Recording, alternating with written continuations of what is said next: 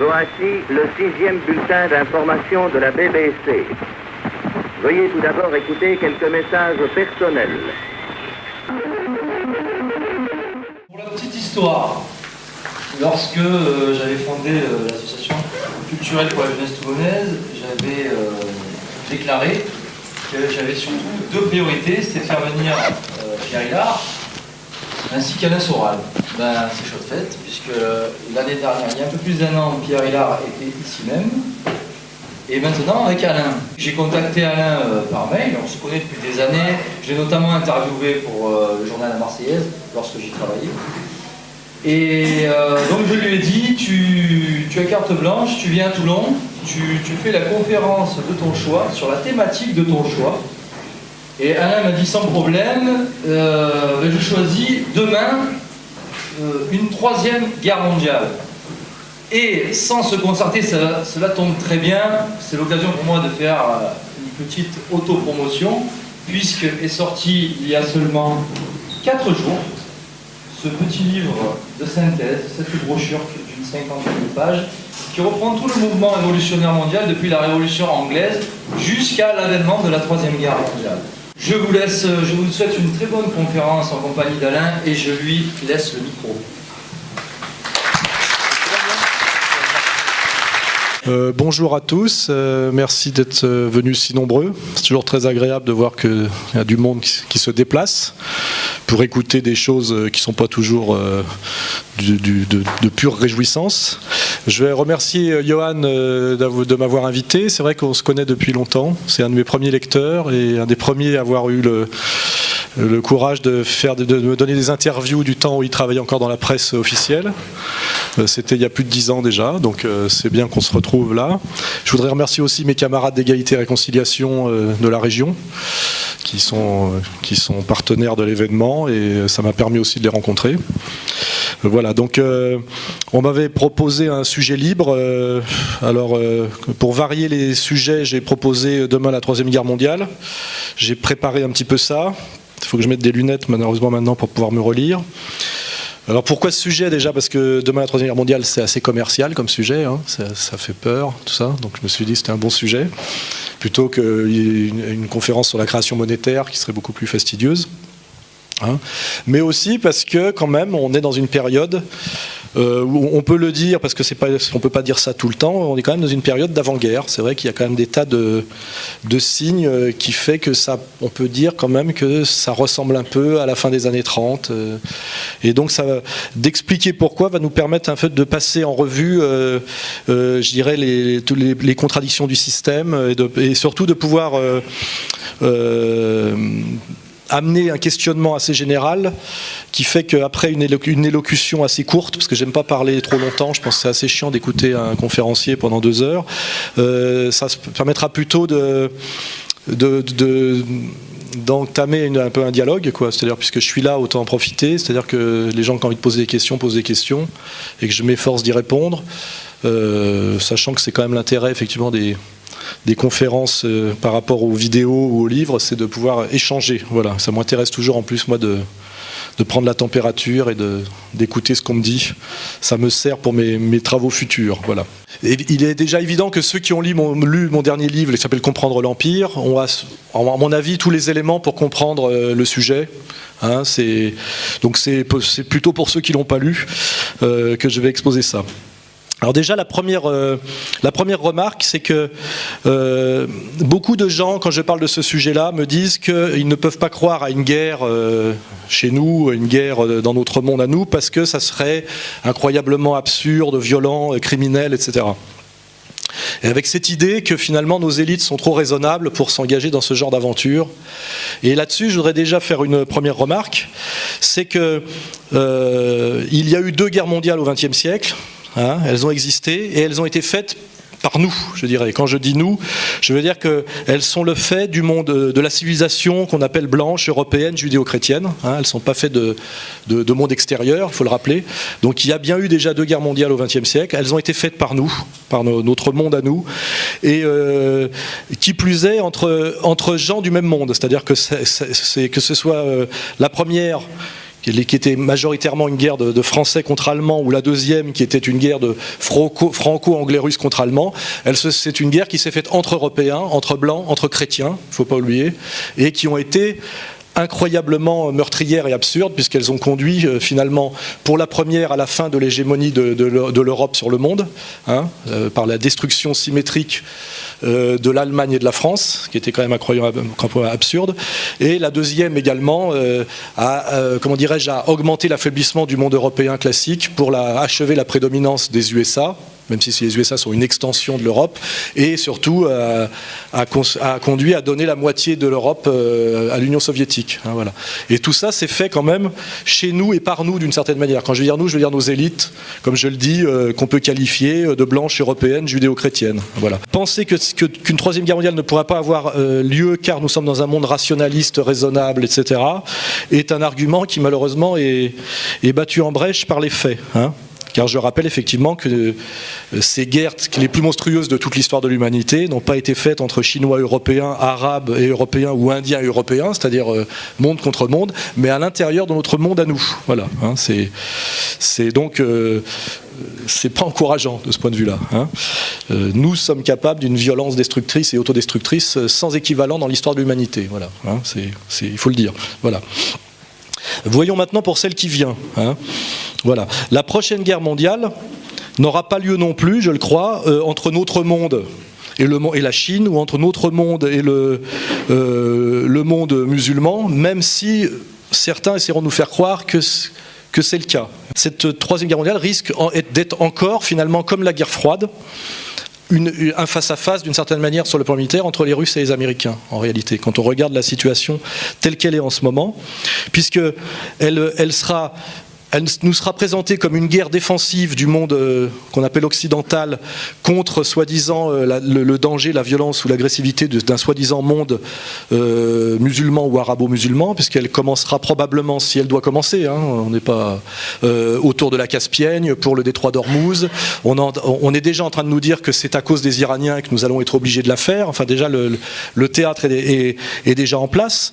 Mais en réalité, on voit bien que derrière, si ça peut devenir une guerre mondiale, c'est parce que on le voit déjà très précisément pour l'affaire syrienne, quand les Américains finalement, aidés par les Anglaises qui est traditionnelle et les Françaises qui est un scandale qui s'explique notamment par la trahison de Sarkozy, car normalement tant que nous étions encore dans une logique gaullienne, la France ne se permettait pas ce genre d'intervention néocoloniale évidente. Si le conflit s'aggrave, comme on le voit pour la Syrie, immédiatement vous avez en fait les Américains qui décident de déstabiliser, de mettre à bas un régime pour le remplacer. On s'en rend compte quand on regarde les récentes révolutions de Jasmin, finalement par des cadres du FMI, des technogestionnaires, de quelque chose dont on va parler après, qui est finalement le système bancaire mondialisé. Et on voit très bien que ce sont finalement les Américains tels qu'on le définit. Quand on dit les Américains, ça servira pour tout à l'heure, si jamais à un moment donné je dis les Juifs, c'est qu'on parle des élites au pouvoir aux États-Unis, pas du peuple américain. Quand on dit les Allemands, on parle bien d'un certain pouvoir allemand, notamment à un moment donné le régime national-socialiste. Quand on dit les Russes, à un moment donné, on voulait dire les gens qui marchaient derrière Joseph Staline. Voilà, puis c'est comme ça que on n'engage jamais les peuples quand on dit les Américains, les Allemands, les Russes, les Juifs. On ne prétend jamais que c'est le peuple lui-même, ni que tous les gens y adhèrent. Donc ces espèces de précautions oratoires qu'on est obligé de prendre, notamment quand on parle des Juifs, on se fatigue jamais à le dire pour les Allemands, pour les Russes, pour les Américains, on devrait le dire pour tout le monde. Parce que chaque fois que je dis les Américains se comportent comme ça en ce moment, je peux toujours avoir un Américain qui lève la main et dit moi j'y suis pour rien, j'ai rien fait, etc. En général il dit rien parce qu'il a compris. Mais par contre dès qu'on dit les Juifs, il y a toujours un Juif pour dire mais monsieur vous mettez tous les Juifs dans le même panier, machin. Non, alors je vais déjà commencer pour tout de suite. Je ne mets jamais tous les Juifs dans le même panier. Si je dis les Juifs, je veux dire les instances représentatives et qui prétendent parler au nom d'eux et qui sont, on le sait, une minorité, etc., etc. Donc je prends ces précautions oratoires d'avance pour ne pas vexer certains et puis surtout pas faire d'amalgame dangereux, évidemment, parce c'est des sujets sur lesquels il faut être précautionneux, donc c'est une évidence. Voilà. Donc ce qui est valable pour les Allemands, les Américains, les Français, les Russes, c'est valable aussi pour les Juifs. Ce n'est jamais ni le peuple ni la totalité d'une communauté, mais les gens qui parlent en leur nom, en général sans leur avoir demandé leur avis et souvent contre leurs intérêts, contre l'intérêt de leur communauté. C'est souvent ce qu'on remarque. Il suffit de voir ce que fait Sarkozy en ce moment en France. Il le fait au nom du peuple français, mais c'est rarement dans l'intérêt du peuple français, que ce soit en politique intérieure, en politique économique ou même en politique extérieure. Voilà. Hein, ça permet tout ça, de préciser tout ça au fur et à mesure, ce qui n'est pas inutile. Donc on voit bien que finalement cette guerre que des gens veulent absolument faire, parce qu'on voit qu'il y a des gens qui ont envie qu'elle se fasse, c'est-à-dire d'aller déstabiliser la Syrie, comme après avoir déstabilisé la Libye, et finalement à un moment donné on voit que ce sont les Américains qui sont derrière, avec les Anglais et les Français en ce moment, ce qui est une réalité. Hein. D'un seul coup il y a les Russes qui disent nous ne vous permettrons pas d'aller plus loin, et on voit que finalement, comme pour la guerre froide, on se retrouve à un moment donné, quand on va au bout de la logique, à une puissance qui agresse en réalité, et qui sont les États-Unis d'Amérique, qui agressent, hein, des pays qui finalement n'ont pas de prétention expansionniste, que ce soit d'ailleurs l'Iran ou la Syrie. Les Syriens et les Iraniens ne nous ont jamais rien fait, que je sache, hein, et ils n'ont pas de projet hégémonique d'expansion territoriale, etc., ce qui ne nous empêche pas de les désigner comme les méchants. Et derrière, si ça bloque un peu en ce moment, parce que c'est vrai que la pacification de la Syrie n'arrive pas à s'achever comme s'est achevé tristement la pacification de la Libye, c'est parce que les Russes, qui n'ont pas dit non pour Kadhafi, ce qui est d'ailleurs une question, je n'ai pas la réponse pourquoi les Russes ont laissé faire pour la Libye, ils disent non pour la Syrie. Et de même d'ailleurs, les Israéliens aimeraient bien qu'on attaque l'Iran parce que l'Iran veut se doter de la bombe comme eux, ou peut-être pas d'ailleurs, mais même s'ils la voulaient, pourquoi ne l'auraient-ils pas, puisque les Israéliens l'ont, les Américains l'ont. Ce qui est marrant d'ailleurs, c'est ceux qui estiment que c'est un péché qui mérite la mise à mort d'avoir la bombe atomique, sont effectivement le Conseil de sécurité des Nations Unies, qui sont tous les possesseurs de la bombe. C'est assez simple à vérifier. France, Chine, Angleterre, Russie. Voilà. C'est-à-dire qu'en fait, on a un club des gens qui ont la bombe atomique et qui décrète de mort quiconque voudrait rejoindre le club. C'est un peu ça, quoi. C'est un club, visiblement, où on ne peut pas rentrer comme ça. Voilà.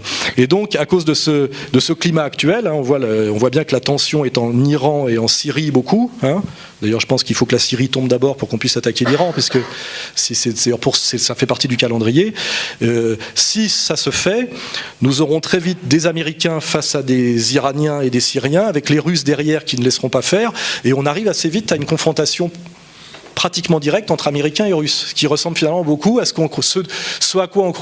dont on croyait être sorti, qui était la guerre froide. Hein. En fait, on y retourne assez vite. Ce qui est d'ailleurs marrant, c'est que dans l'Ancien Testament, excusez-moi, dans les textes qui traitent de Gog et Magog, notamment dans l'islam, selon des analystes musulmans, Magog désignerait la Russie, et Gog, la coalition américano-sioniste, selon le Cheikh Imran Hossein. Donc, ce qui est marrant, c'est que dans les textes prophétiques sur la fin des temps, on a bien une espèce de confrontation de deux empires très puissants, Gog et Magog, qui correspondraient aux États-Unis et à la Russie. Voilà. Donc c'est toujours intéressant de voir que des écrits religieux procédant par d'autres vecteurs que la rationalité arrivent parfois à des conclusions, font des annonces qui convergent avec des analyses, elles, totalement, on va dire, matérialistes. C'est des phénomènes qu'il faut simplement noter. Voilà.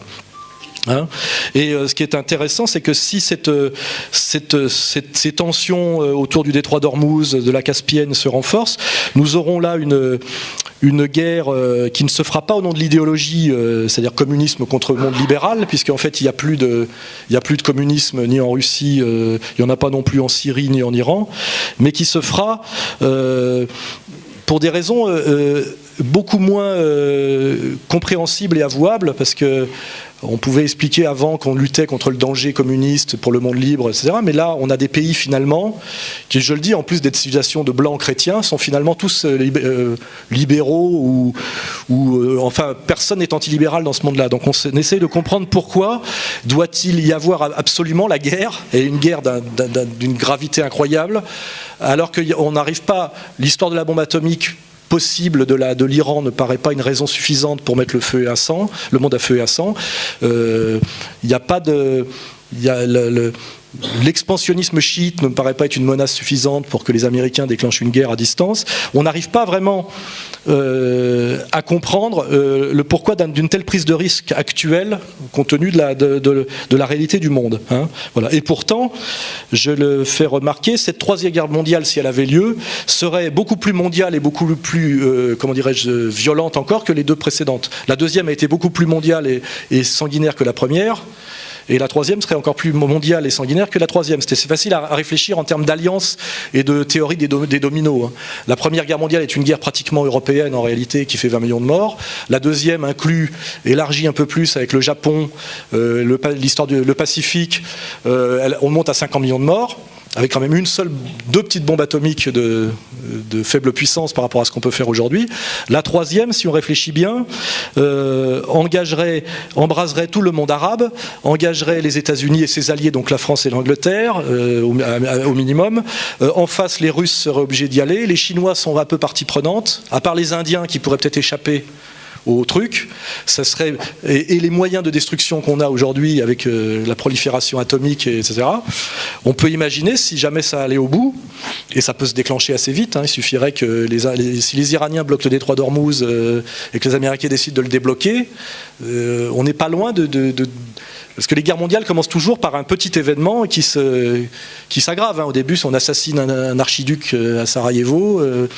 Et puis voilà, on pourrait imaginer une guerre incroyablement plus mondiale et plus destructrice que les deux premières, pour des raisons assez sans proportion avec le risque. Et d'ailleurs, je fais remarquer que les deux premières guerres mondiales, on peut faire pratiquement la même remarque, elles étaient parfaitement évitables, et on voit pas pourquoi. Il y a vraiment eu des gens, des groupes qui ont une volonté qu'elles se fassent, alors que c'est rarement la volonté des peuples. Bon, la guerre de 14, il y avait l'histoire de l'Alsace-Moselle qui fait qu'il y avait ce désir de revanche, mais la guerre de 39, les Français ne voulaient absolument pas la faire, c'est une certitude. Ils voulaient tellement pas la faire qu'ils l'ont pas faite d'ailleurs, ils l'ont perdue très vite. Mais il y a quand même des groupes, des minorités, des élites qui poussent à la guerre de façon incroyable, sachant peut-être que c'est eux qui la font faire, mais que c'est pas eux qui y meurent. Voilà, il y a quand même cette constante en général, c'est que ceux qui déclenchent les guerres sont pas ceux qui vont y mourir. Sinon, il y en aurait moins, à mon avis. Mais bon, c'est un peu le problème. Et donc, nous sommes face à une menace de troisième guerre mondiale incroyablement dangereuse, dont les causes officielles, danger musulman, pareil, en fait, on voit très bien que le monde musulman globalement est plutôt mis au pas et humilié en ce moment par le monde qu'on va dire occidental, et pas l'inverse. En réalité, il n'y a pas de... À part si on parle de la question de l'immigration en France, qui était presque une autre question, et qui n'est pas une conquête militaire, la réalité du rapport entre le monde occidental et le monde musulman, c'est plutôt un monde occidental qui domine, humilie et asservit le monde musulman que l'inverse. En réalité, les musulmans, même quelles que soient d'ailleurs certaines prêches agressives de certains imams, de certaines tendances, n'ont pas de toute façon les moyens de leur agressivité, d'une certaine manière. Donc l'argument de se défendre contre le danger islamique est une escroquerie, parce qu'il n'y a pas le monde musulman logé là où il est, n'a pas de volonté et de moyens d'expansion. C'est une certitude. Par contre, effectivement, ils vivent entièrement sous la domination du monde, de ce qu'on appelle le monde occidental. Monde occidental, qui veut dire en fait monde américain et ses alliés. On le voit bien d'ailleurs, puisque les rares pays qui essayent de ne pas tout à fait se soumettre sont menacés, châtiés, etc. Je ne parle pas seulement de la Palestine, mais je parle ou alors sont obligés de se rallier intégralement, comme on le voit pour l'Arabie Saoudite ou le Qatar. Voilà. Donc cette menace du monde musulman n'est pas crédible. L'histoire de la bombe atomique iranienne ne justifie pas une troisième guerre mondiale, d'autant plus qu'on n'est pas sûr qu'ils la veuillent et même qu'est-ce qu'ils en feraient. Enfin, voilà. Donc on cherche à savoir pourquoi nous sommes dans une situation d'avant-guerre aussi dangereuse. Voilà. Et en fait, c'est là que la réflexion commence à être intéressante, c'est que dès lors qu'on sort des fausses justifications et des manipulations médiatiques sur le danger islamique, la bombe iranienne, etc., on voit quand même que le gros problème est qu'il y a un monde occidental qui est sous domination de ce qu'on appelle le système bancaire et le système de l'asservissement par la dette, qui est dans une logique qui est face à des contradictions très fortes et qui est au bord de l'effondrement. En réalité, on voit beaucoup en ce moment de vidéos sur la Syrie. On nous montre le problème syrien, etc. On ne nous montre pas tellement les contradictions internes des États-Unis d'Amérique, la crise sociale très grave aux États-Unis, les mouvements populaires américains qui se révoltent contre leurs élites, alors que ça, c'est une réalité, à mon avis, beaucoup plus lourde et qui a beaucoup plus de conséquences sur tout ça. Nous sommes dans un monde occidental régi par la logique et la puissance bancaire, sur une stratégie, j'en ai parlé dans mon livre, pour ceux qui vont sur Internet, je pense qu'ils connaissent de plus en plus ce sujet qu'on appelle la logique de la dette, c'est-à-dire finalement un empire que j'ai défini dans mon livre, que j'appelle l'empire thalassocratique, américano-sioniste, judéo-protestant, qui est dans la même logique que l'empire anglais, à la fois par la violence et la violence pure de la menace militaire et un système de domination par la banque avec un grand B, tend à servir la totalité du monde en obligeant finalement tous les États du monde et tous les êtres à être des emprunteurs d'argent et à vivre en permanence dans une situation de remboursement indéfini. Voilà. Et c'est, à mon avis, cette raison-là, qui est la raison cachée, qui fait que nous sommes dans une situation d'avant-guerre, car ce système, qui est un système d'une certaine manière de raquette, qui est un système qui est un système qu'on peut identifier dès qu'on a sorti, je dirais, du jargon économiste et qu'on s'intéresse à la question monétaire, qui est une question qui n'est pas enseignée, parce qu'effectivement c'est une clé de compréhension. Nous sommes dans une situation qui est au bord de l'effondrement, au niveau de l'empire, de cet empire, et qui a besoin d'une certaine manière, soit pour cacher sa responsabilité, soit pour rebondir sur un chaos, d'aller vers la guerre. Hein. Et c'est ça, je dirais, la clé de compréhension, c'est que nous sommes dans une période d'avant-guerre, parce que notre monde, le monde occidental, dont nous sommes aussi les victimes, hein, mais qui nous domine, qui est un monde, disons, qui a deux pôles, la puissance technico-militaire américaine, qu'on appelle aussi le complexe militaro-industriel, et le système financier mondialiste qui est pensé et qui est incarné par Wall Street, a généré de telles contradictions et de telles violences qu'aujourd'hui, ils sont dans une logique de fuite en avant. Hein. C'est une logique de fuite en avant, c'est-à-dire de plus en plus violent, de plus en plus prédateurs, pour cacher en fait que leur système est au bord de l'effondrement et que c'est globalement une escroquerie. Voilà. Et on peut comprendre d'ailleurs les récentes mises au pas, notamment de la Libye, comme des châtiments, châtier finalement des petites entités qui étaient relativement insoumises à cette logique bancaire. Hein. Il faut bien comprendre, si on prend l'exemple par exemple de la Libye, c'est qu'on décrète qu'un leader régional tue son propre peuple, ce qui est en général des mensonges. Hein.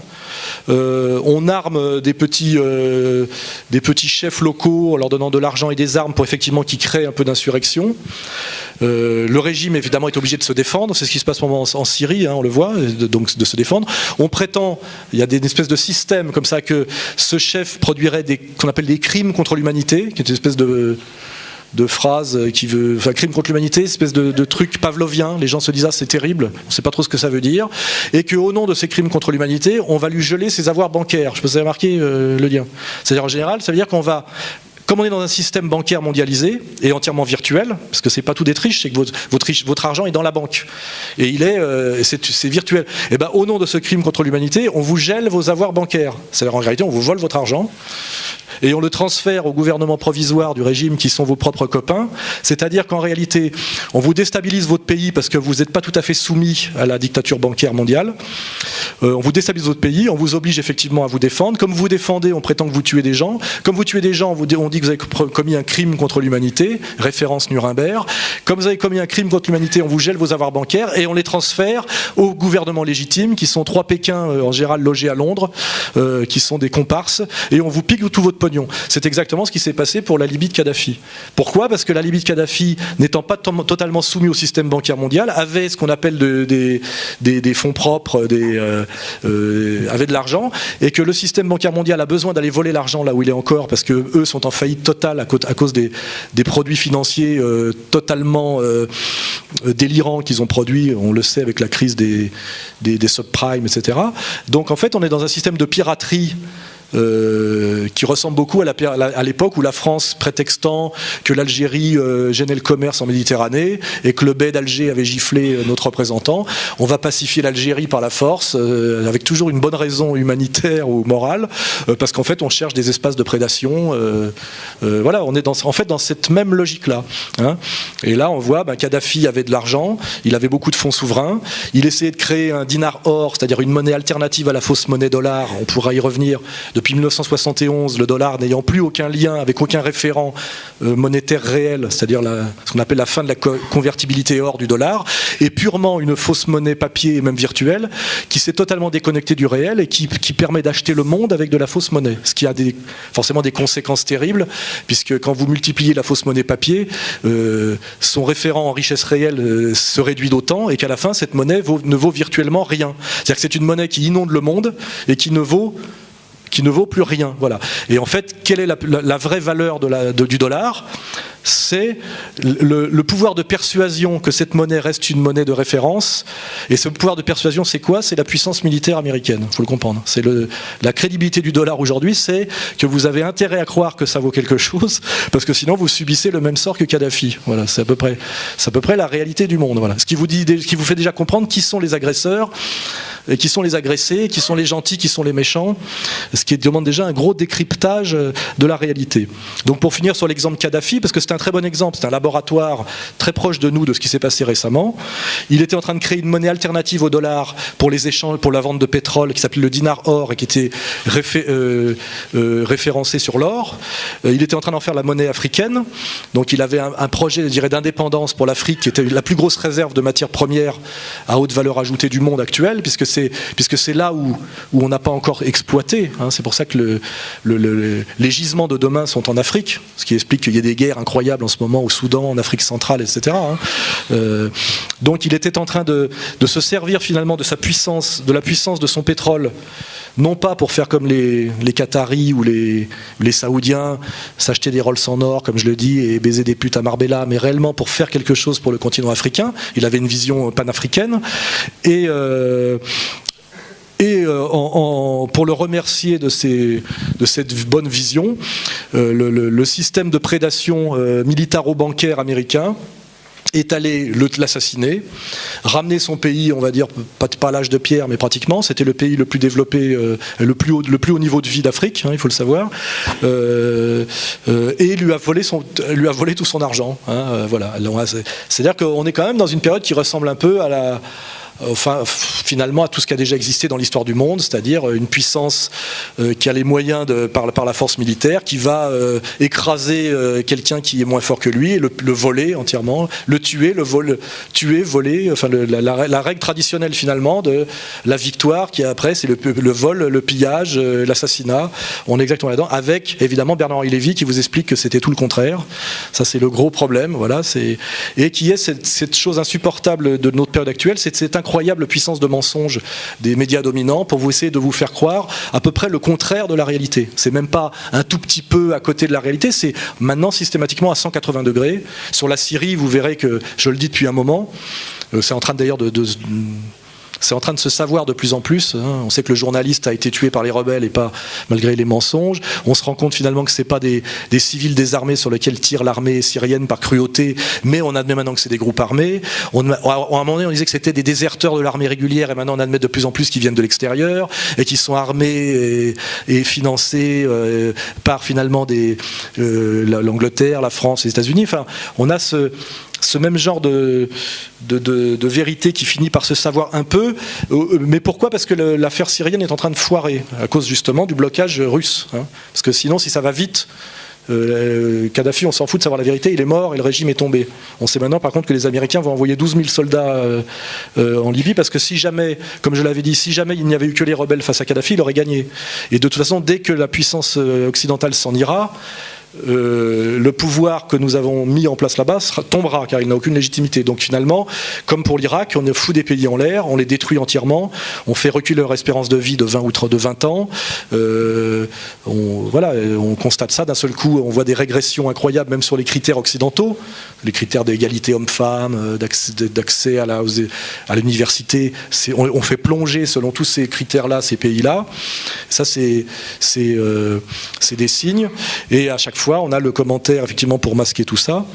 Il se trouve qu'en Syrie, comme ça dure plus longtemps que prévu, on commence à se rendre compte que c'est pas tout à fait ça, mais ça change pas grand-chose sur ce problème global.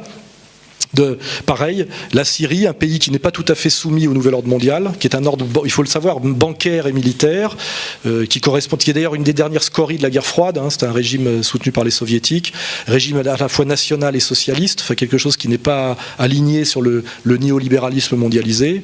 On décide pareil, des pays en général qui n'ont pas trop de dettes. Par exemple, pour l'Iran, c'est très caractéristique. L'Iran est un des 7 pays du monde qui a les plus grosses réserves d'argent et de fonds souverains. C'est-à-dire que c'est des pays qu'on veut déstabiliser pour insoumission. Mais à chaque fois, on se rend compte que la plus grosse insoumission, c'est l'insoumission à la logique bancaire mondiale. Ça va même au-delà du pétrole. Parce que le pétrole, on peut l'acheter, ça se négocie, etc. Ce qui est insupportable, c'est quelqu'un qui ne veut pas rentrer dans le système bancaire mondial de la dette. C'est-à-dire qui veut finalement... cette logique justement qui est une logique de guerre, c'est que tout le monde doit se soumettre à la logique bancaire de la dette. C'est-à-dire que finalement un pays bien géré pour le nouvel ordre mondial, c'est un pays endetté. Un pays qui n'a pas de dette est un pays en danger de mort, il faut le savoir. Parce que la domination se fait par la dette. Voilà. Et ça, c'est assez drôle. C'est-à-dire qu'on se rend compte que finalement, c'est un peu le système de l'Union européenne. Plus vous êtes endetté, plus vous êtes soumis à la loi bancaire. On voit très bien pour l'Europe. La Grèce plonge et on vire le leader grec, on met un cadre du FMI et de la Goldman Sachs à la place, et puis derrière, effectivement, tous les acquis sociaux sont rognés pour payer cette espèce de dette, qui est une espèce de truc magique, qui est en fait le tribut, qui correspond, dans les mondes anciens, au fait qu'un pays dominé par un autre doit payer le tribut, c'est-à-dire, vraiment, il doit donner tant de kilos d'or par an, et pour ça, on saigne le peuple, etc. Et cette saignée nous vient effectivement pas de nulle part, du monde, enfin de l'Amérique et de cette puissance américaine, de cette logique américaine. Et je le répète, et le couplage de quelque chose qui est né avec ce qu'on appelle l'Empire anglais, qui est, pour le dire très simplement, l'alliance de la violence anglo-saxonne et de leur capacité militaire à être très efficaces sur le plan guerrier, et d'une certaine logique bancaire qui nous vient d'une autre communauté plus difficilement nommable. Cette jonction s'est faite en Angleterre, avec la couronne d'Angleterre,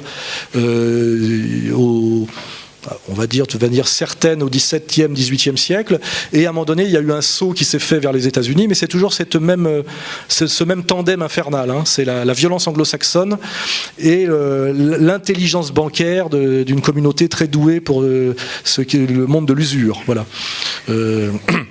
Voilà. Et ces gens-là, ayant ruiné le monde occidental par leurs produits fallacieux, cherchent à la fois des nouveaux domaines de prédation pour aller piller ce qui peut être pillé là où il y a encore des choses à piller, et surtout ont mis leur propre peuple, parce que s'agrège aussi là-dessus ce qu'on appelle la lutte des classes, c'est-à-dire qu'à l'intérieur même des nations, on a vu qu'ont explosé les inégalités sociales et de richesse, où de moins en moins de gens très riches concentrent de plus en plus la richesse, et où il y a de plus en plus de gens pauvres, ce qui se traduit en France par l'effondrement progressif des classes moyennes, et une sorte de paupérisation généralisée, et que comme si on ne trouve pas, comment dirais-je, un dérivatif, les peuples commencent à comprendre que leur souffrance leur vient pas du monde extérieur, des musulmans ou de quoi que ce soit, mais finalement de leurs propres dirigeants qui sont soumis à la logique bancaire mondialisée. Il faut absolument dévier la colère, ou faire tout péter, comme quand on est en train de commencer à perdre aux échecs, on peut toujours donner un coup de pied dans le jeu, la partie s'arrête, quoi. Il y a cette logique-là. Donc on voit, et c'est le sujet, c'est pour ça que nous sommes dans une situation d'avant-guerre, car ceux qui ont le pouvoir chez nous sont quelque part dans l'obligation, s'ils ne veulent pas être identifiés comme les responsables des souffrances, s'ils ne veulent pas être chassés du pouvoir, et ils seront peut-être chassés violemment si on identifie tout le mal qu'ils ont accumulé, sont obligés à la fois d'essayer de rebondir par un énorme coup de poker qui s'appellerait la Troisième Guerre mondiale, sont obligés de toute façon de dévier les colères par de la manipulation, et là ça explique en France pourquoi on essaye à la fois de faire rentrer le plus de musulmans possible en France par l'immigration, tout en les désignant comme les ennemis, ce qui est assez contradictoire, parce que soit c'est un problème, alors il faut arrêter de les faire rentrer, soit ça n'en est pas un puisqu'on les fait rentrer. Et aujourd'hui nous voyons bien que les politiques de gauche et de droite, parce que la droite fait exactement la même chose que la gauche, il faut le savoir avec Sarkozy, fait rentrer par tous les moyens le plus d'immigrés possible, qui sont pour des raisons historiques et géographiques venant de l'Afrique saharienne et subsaharienne, donc comment dirais-je, musulmans de fait. Donc il faut rentrer le maximum de musulmans tout en disant que ces gens-là ne sont pas compatibles avec la République, sont un problème, etc. Donc on voit vraiment qu'il y a une volonté de la part de nos élites d'aggraver une situation par les faits et par le commentaire, comme si en fait ils se servaient de ce bouc émissaire, qui peut d'ailleurs être souvent bien choisi. Hein. Il est jamais. Si Hitler avait désigné les coiffeurs à un moment donné en 1933, il n'aurait pas pris le pouvoir. Vous voyez, le bouc émissaire est un bouc émissaire, mais il est en général bien choisi. C'est-à-dire que c'est un peu crédible. Il y a des dimensions de vérité, évidemment. Mais le mensonge, c'est dans la proportion. C'est qu'en général, ce n'est jamais la cause majeure ou la cause seule ou la cause définitive d'un problème. Et surtout, si c'est un problème, pourquoi fait-on exprès de le traiter systématiquement à l'envers du bon sens? C'est ça la question honnête qu'il faut poser. Voilà. Donc nous sommes face à des gens qui obéissent à une logique bancaire mondiale qui nous vient des États-Unis, en étant passé d'abord par l'Angleterre, et qui a la coalition, je l'ai dit, d'une puissance guerrière qui est l'armée américaine, qui est la vraie suprématie américaine aujourd'hui. C'est pas l'industrie, c'est pas la légitimité au niveau de sa politique internationale. Elle est totalement décrédibilisée par son soutien inconditionnel à Israël. C'est sa capacité de menace militaire. On voit comment ça s'est passé en Irak, quand Saddam Hussein n'a plus fait le boulot qu'on lui demandait de faire, car il travaillait pour les Américains. Il a fait une guerre à l'Iran que les Américains aient voulu, et en remerciement, on lui a dit tu peux prendre le Koweït. Il est allé prendre le Koweït, on a dit non, t'as mal compris, et on lui a...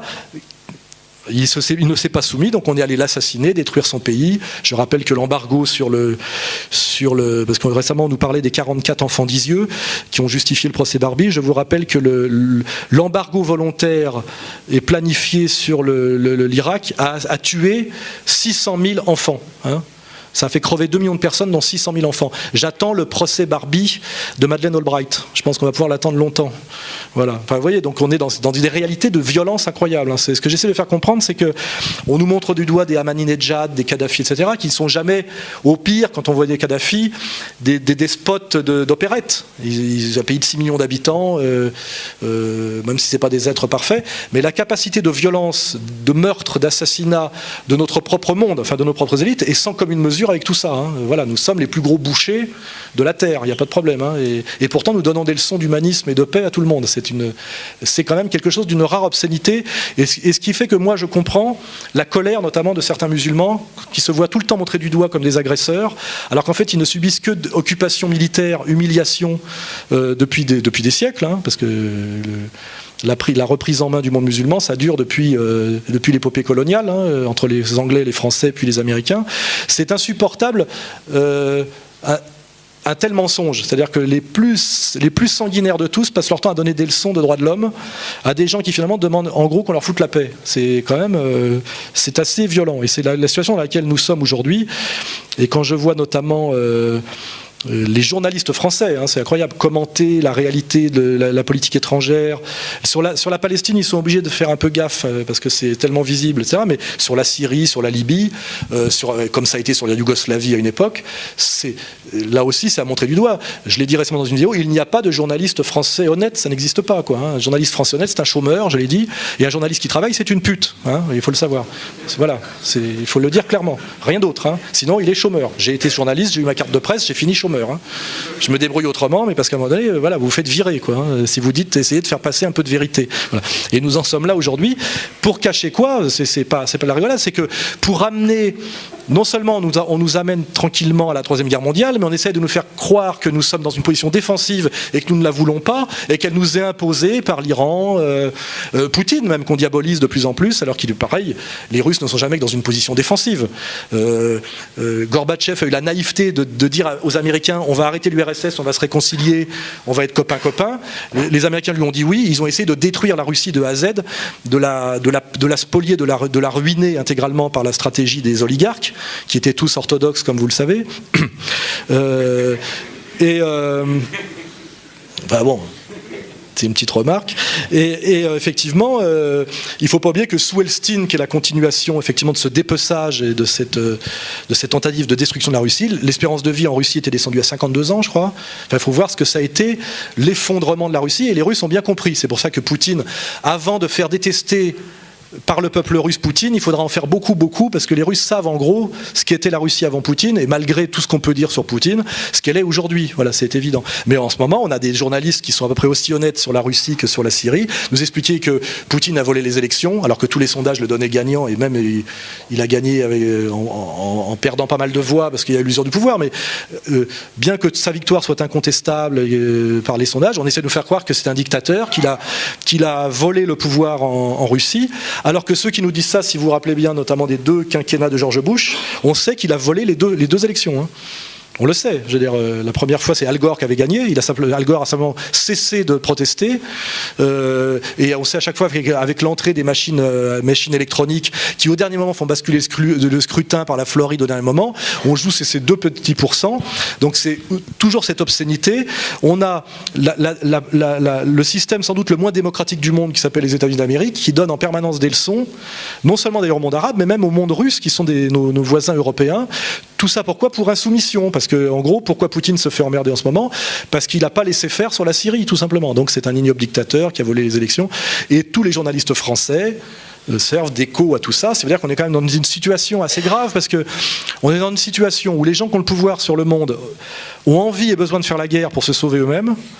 Et ils sont relayés par des gens qui normalement sont des diseurs de vérité et des critiques, qui sont tous des menteurs à leur service. C'est pour ça que c'est très compliqué, parce que effectivement ça réunit quand même pas mal de conditions pour que cette guerre soit possible, effectivement. Et n'oublions pas que si on continue tel qu'on est, non seulement cette guerre se fera, mais on vous dira en France qu'il faut que nous nous engagions beaucoup plus que pour l'Afghanistan. On aimerait bien savoir ce qu'on fait en Afghanistan d'ailleurs, pour sauver Israël qui sera menacé soi-disant par l'Iran. Et la France sera engagée militairement aux côtés du monde du bien, effectivement, contre le monde du mal.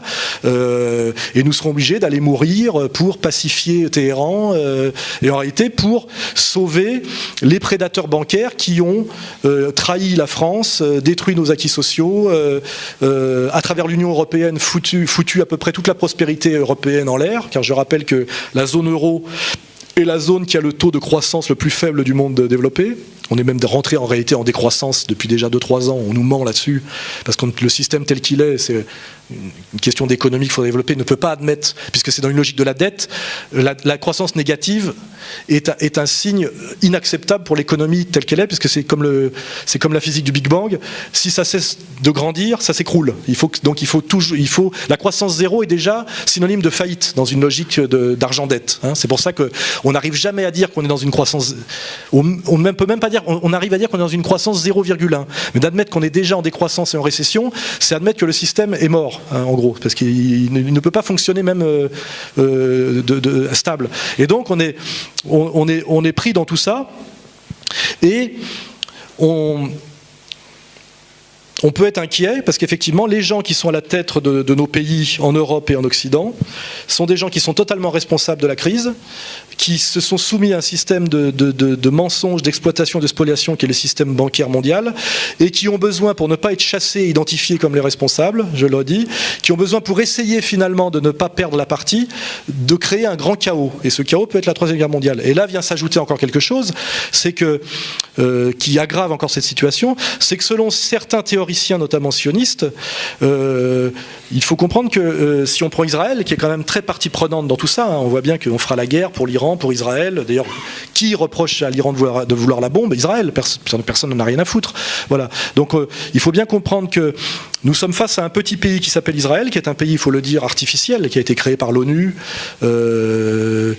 qui est très, très petit et entouré effectivement d'ennemis à juste titre, et qui n'existe que par le soutien inconditionnel d'un pays qui s'appelle les États-Unis d'Amérique, dont des élites aux États-Unis de plus en plus se lèvent pour dire que la défense inconditionnelle d'Israël par les Américains n'est pas une logique américaine, c'est-à-dire qui était la théorie de Chomsky, qu'Israël est un porte-avions américain qui justifie son soutien inconditionnel, car en fait, ils existent pour défendre les intérêts américains. Aujourd'hui, il y a beaucoup d'Américains de haut niveau qui disent, en réalité, la défense inconditionnelle d'Israël n'est pas du tout l'intérêt en géopolitique des Américains, c'est même le contraire. Ça nous coûte de plus en plus cher. Notre intérêt serait de nous réconcilier avec le monde arabe et avec l'Iran, etc., etc.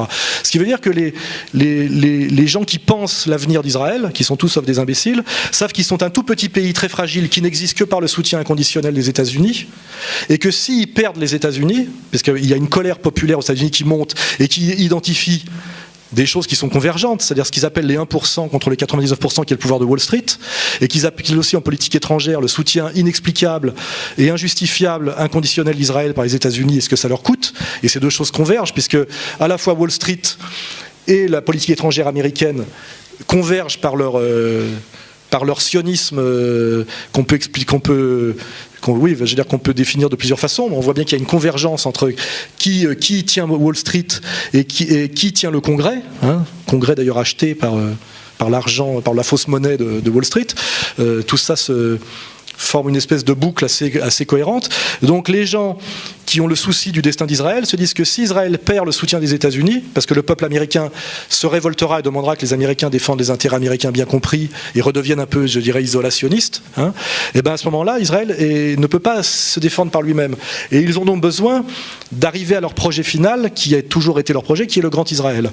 Et en fait, on se rend bien compte, si on regarde l'histoire, qu'Israël a toujours existé par des guerres présentées comme des guerres défensives. C'est le principe d'ailleurs de toutes les stratégies de guerre démocratique, c'est que les guerres démocratiques sont toujours faites au nom pour le bien et pour se défendre. C'est ce qu'on doit faire croire au peuple. On ne fait jamais de la guerre pour faire le mal et pour grandir. Il y a qu'Hitler qui avait ce courage encore d'oser parler d'espace vital et de race inférieure. Maintenant, c'est plus possible. Il faut toujours que ce soit pour défendre la veuve et l'orphelin contre les méchants.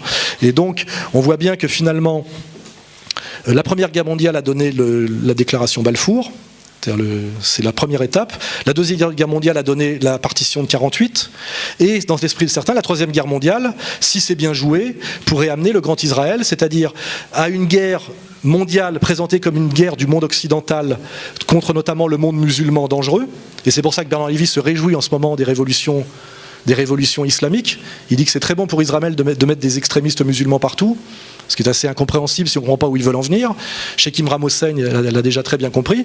C'est qu'effectivement, une fois qu'on prétendra que Israël, qui est, comme chacun le sait, l'avant-garde du monde judéo-chrétien, de la démocratie, etc. Là, je mets tout ça entre guillemets, mais c'est ce que nous vendent les médias, sera entièrement menacé par des hordes de musulmans sanguinaires et faméliques, dont on a bien vu qu'ils ont sodomisé Saddam Hussein en criant Allah Akbar. Tout ça n'est pas fait. C'est pas pour rien que quand les Français, les Américains et les Anglais ont attrapé Saddam Hussein en l'humantant et en le laissant partir avec des drapeaux blancs, ils l'ont tapé avec un drone, ils l'ont fait sortir, et une fois qu'ils l'ont isolé, ils sont allés chercher une bande de 20 connards payés qui l'ont bien assassiné en criant Allah Akbar, pour que, inconsciemment, les Français voient bien qu'un musulman, c'est un type qui assassine, qui égorge quelqu'un en criant Allah Akbar. Donc on a bien tout ce travail subliminal qui est fait, que les musulmans sont des assassins globalement hystériques et incontrôlables, et que demain ils vont encercler Israël.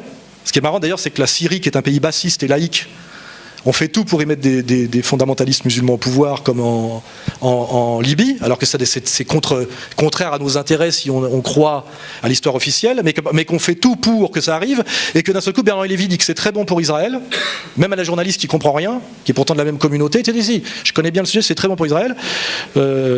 Et Caroline Fourest, d'un seul coup, qui est quand même celle qui pourfend Tariq Ramadan depuis 10 ans et qui est payée pour ça, par les mêmes, vous dit non, il faut soutenir l'islamisation de la Libye, qui était aussi un pays laïque, qui protégeait les droits des femmes, etc. Et on voit que finalement, que notre ami Bernard Lévy et Caroline Fourest se sont battus pour l'instauration de la charia dans des pays qui étaient des pays qui ne posaient aucun problème sur le plan justement de leur adhésion à notre modernité, on va dire. Il suffit de lire le petit livre vert de Kadhafi, etc. Donc on a une situation qui est absurde, sauf si on comprend qu'il y a la volonté pour un pays qui ne fait que des guerres défensives, soi-disant, d'être encerclé et menacé totalement de musulmans dangereux, et qu'il faudra à un moment donné qu'ils se défendent. Et comme à chaque fois qu'il se défend, il agrandit son territoire. Annexion du Golan, etc. Et il détruit surtout ses ennemis efficaces, mise à poil de Nasser, etc., etc. Donc si on additionne toute cette analyse, on a toutes les raisons, sachant les rapports de force réels de notre monde, qui a le pouvoir et qui ne l'a pas, qui a les moyens de déclencher des guerres et qui ne l'a pas. Là je fais référence à des exemples récents. Monsieur Juppé ne voulait pas qu'on fasse la guerre à la Libye, il était ministre des Affaires étrangères. Monsieur Bernard-Henri Lévy nous a dit si, et nous avons fait, l'armée française a fait la guerre. C'est-à-dire que c'est Bernard Lévy déclare des guerres au nom de la France à des pays qu'il estime hostiles. D'ailleurs, quand on va à Israël, parce que la réalité est devant nous. Donc, pour toutes ces raisons dites, les Russes qui ne veulent pas, à un moment donné, laisser les Américains aller plus loin, Parce qu'il y a aussi la géopolitique mondiale, c'est qui contrôle ce qu'on appelle le verrou eurasiatique de la Caspienne tient le monde. Ça, il faut aussi lire les géopoliticiens allemands. Donc, les Russes ne peuvent pas laisser les Américains aller au-delà d'une certaine limite et reprendre pied dans cet endroit stratégique. Les Chinois n'y ont pas trop intérêt non plus, et ils ne pèsent pas rien du tout. Les Américains, c'est vital pour eux, pour freiner l'expansion économique de la Chine, le redressement de la Russie, de les bloquer. Et comme ils ne peuvent pas les bloquer par la compétitivité économico-industrielle, parce que Wall Street a détruit, et dans une logique de destruction de la production au profit de la spéculation pure, ils n'ont que le militaire pour le faire. C'est-à-dire que les États-Unis ne sont plus du tout ce qu'on appelle un empire de Pax Americana, c'est-à-dire que la paix du commerce, qui sont les vrais empires en période d'apogée, d'ailleurs que ce soit le monde musulman ou autre, c'est toujours, en fait, ils règnent parce qu'ils garantissent la sécurité du commerce et la stabilité monétaire. Et dès qu'ils n'ont plus les moyens de faire ça, et qu'ils déclinent, ils n'ont plus que l'agressivité. Et l'agressivité d'un empire est la preuve de son déclin. Et en général, qu'il est près de sa fin. Voilà. C'est pour ça qu'il y a des gens aux États-Unis, je dis, qui sont pour l'atterrissage en douceur, c'est-à-dire que l'Amérique redevienne une puissance régionale et devienne ce qu'est l'Angleterre aujourd'hui. L'Angleterre étant aujourd'hui, l'Angleterre étant hier, étant, je dirais, les États-Unis du 19e siècle. Ils ont accepté de redevenir une puissance importante mais secondaire. Ils ont renoncé au leadership mondial. Donc il y a des gens qui se disent que soit les États-Unis redeviennent une puissance, une île dans le Pacifique, parce qu'il faut regarder c'est ce que c'est, hein, alors que le jeu se joue en Eurasie, la domination du monde se joue très loin d'eux, c'est ça qu'il faut. Soit ils y renoncent tranquillement, soit ils veulent à tout prix rester l'empire dominant du monde, et pour ça ils n'ont qu'une solution en réalité, puisqu'ils ont perdu sur le plan économique et qu'ils sont décrédibilisés sur le plan monétaire, car tout le monde sait aujourd'hui que le dollar est une fausse monnaie, et tout le monde essaye de s'en émanciper, puisque même les Iraniens, dont on vient de décréter le boycott, vont vendre leur essence aux Indiens qui en ont besoin, et ils la vendent en or directement. Les Indiens ayant les plus grosses réserves d'or du monde, il faut le savoir, or privé et or public. Donc on voit bien que finalement, les seuls qui ont intérêt à la guerre, qui veulent la faire et qui en ont les moyens et qui en ont la mentalité, je rappelle ce que c'est que la brutalité anglo-saxonne, c'est quand même la communauté humaine la plus violente du monde. Il n'y a pas plus violent que les anglo-saxons au niveau guerrier, il faut le savoir. Il faut savoir que si les Indiens scalpaient aux États-Unis, c'est parce qu'ils avaient vu faire ça par les soldats anglais. C'est une invention anglaise, il faut le savoir. Pour ceux qui vous parlent de la cruauté des Indiens, voyez. Voilà, regardez ce que c'est que la société indienne traditionnelle. Vous lisez Pierre Clastre, il n'y a pas moins violent que les Indiens, à part manger 3 bisons par an, etc. Enfin, c'était des sociétés très stables, très peu guerrières. La violence, c'est nous. Quand je dis nous, moi je suis français catholique, donc c'est pas tout à fait nous, mais c'est les anglo-saxons protestants qui sont la horde la plus sanguinaire et violente de l'histoire du monde. Voilà, parce qu'en plus ils ont la technologie avec eux, voilà. Et on en est là aujourd'hui, c'est que ces gens-là, couplés à la banque qu'on n'a pas le droit de nommer, ont besoin. Oui, c'est vrai que Rothschild, effectivement, est un nom qu'on peut citer sans trop de gêne. Son propriétaire du journal Libération, par exemple, c'est des petites remarques. Alors que Lagardère, lui, c'est Paris Match. Vous voyez, banque, complexe militaro-industriel, États-Unis, France. Qui possède l'opinion, qui possède vos cerveaux? La banque. L'armée, enfin le complexe militaire. En France, c'est pareil. Les journaux appartiennent soit à la banque, soit au complexe militaro-industriel. Les États-Unis, oui, Dassault, Lagardère, etc. Oui. Et aux États-Unis, c'est pareil. La banque, le complexe militaro-industriel. Les deux seuls qui ont intérêt à faire la guerre pour cacher leurs responsabilités, continuer leur prédation, obliger les insoumis et les victimes à continuer à accepter leur fausse monnaie. Donc on est dans une logique d'avant-guerre dont il faut bien identifier les responsables, et c'est parce que justement ce ne sont pas les Iraniens qui la veulent. Parce que si c'était les Iraniens qui voulaient la Troisième Guerre mondiale, on y est sûr d'y échapper. Mais malheureusement, comme c'est ni les Syriens ni les Iraniens, mais que c'est ceux qui ont intérêt, et je le dis pour finir sur l'affaire israélienne, qui pensent même que par cette Troisième Guerre mondiale, ils pourront refaire un espèce de coup de poker où ils gagneront comme quand on fait tapis au poker, vu la folie de ces élites qui adhèrent à une idéologie que j'appelle vétérotestamentaire, il suffit de lire l'Ancien Testament, qui est assez apocalyptique et violente, raciale, dominatrice, violente, sanguinaire, il suffit de lire l'Ancien Testament. Ils ont une idéologie qui correspond à cette vision, à cette violence, ils ont les moyens, ils ont la nécessité. Nous sommes donc objectivement dans une situation d'avant-guerre. Et une fois qu'on l'a dit, le gros travail à faire, c'est identifier pourquoi et comment. Alors pourquoi ? Je vous l'ai dit, faillite bancaire, capacité de prédation militaire et faillite bancaire accouplée. Comment ? En désignant les Iraniens comme le problème central du monde, parce qu'ils voudraient peut-être se doter de l'énergie atomique, parce qu'on ne sait même pas si c'est la bombe, l'énergie atomique. Et ce qui est marrant, c'est que les 3/4 des Français n'ont même plus la distance critique, tellement le matraquage est grand, pour se poser la question de savoir qu'est-ce qu'on en a à foutre que l'Iran ait la bombe atomique.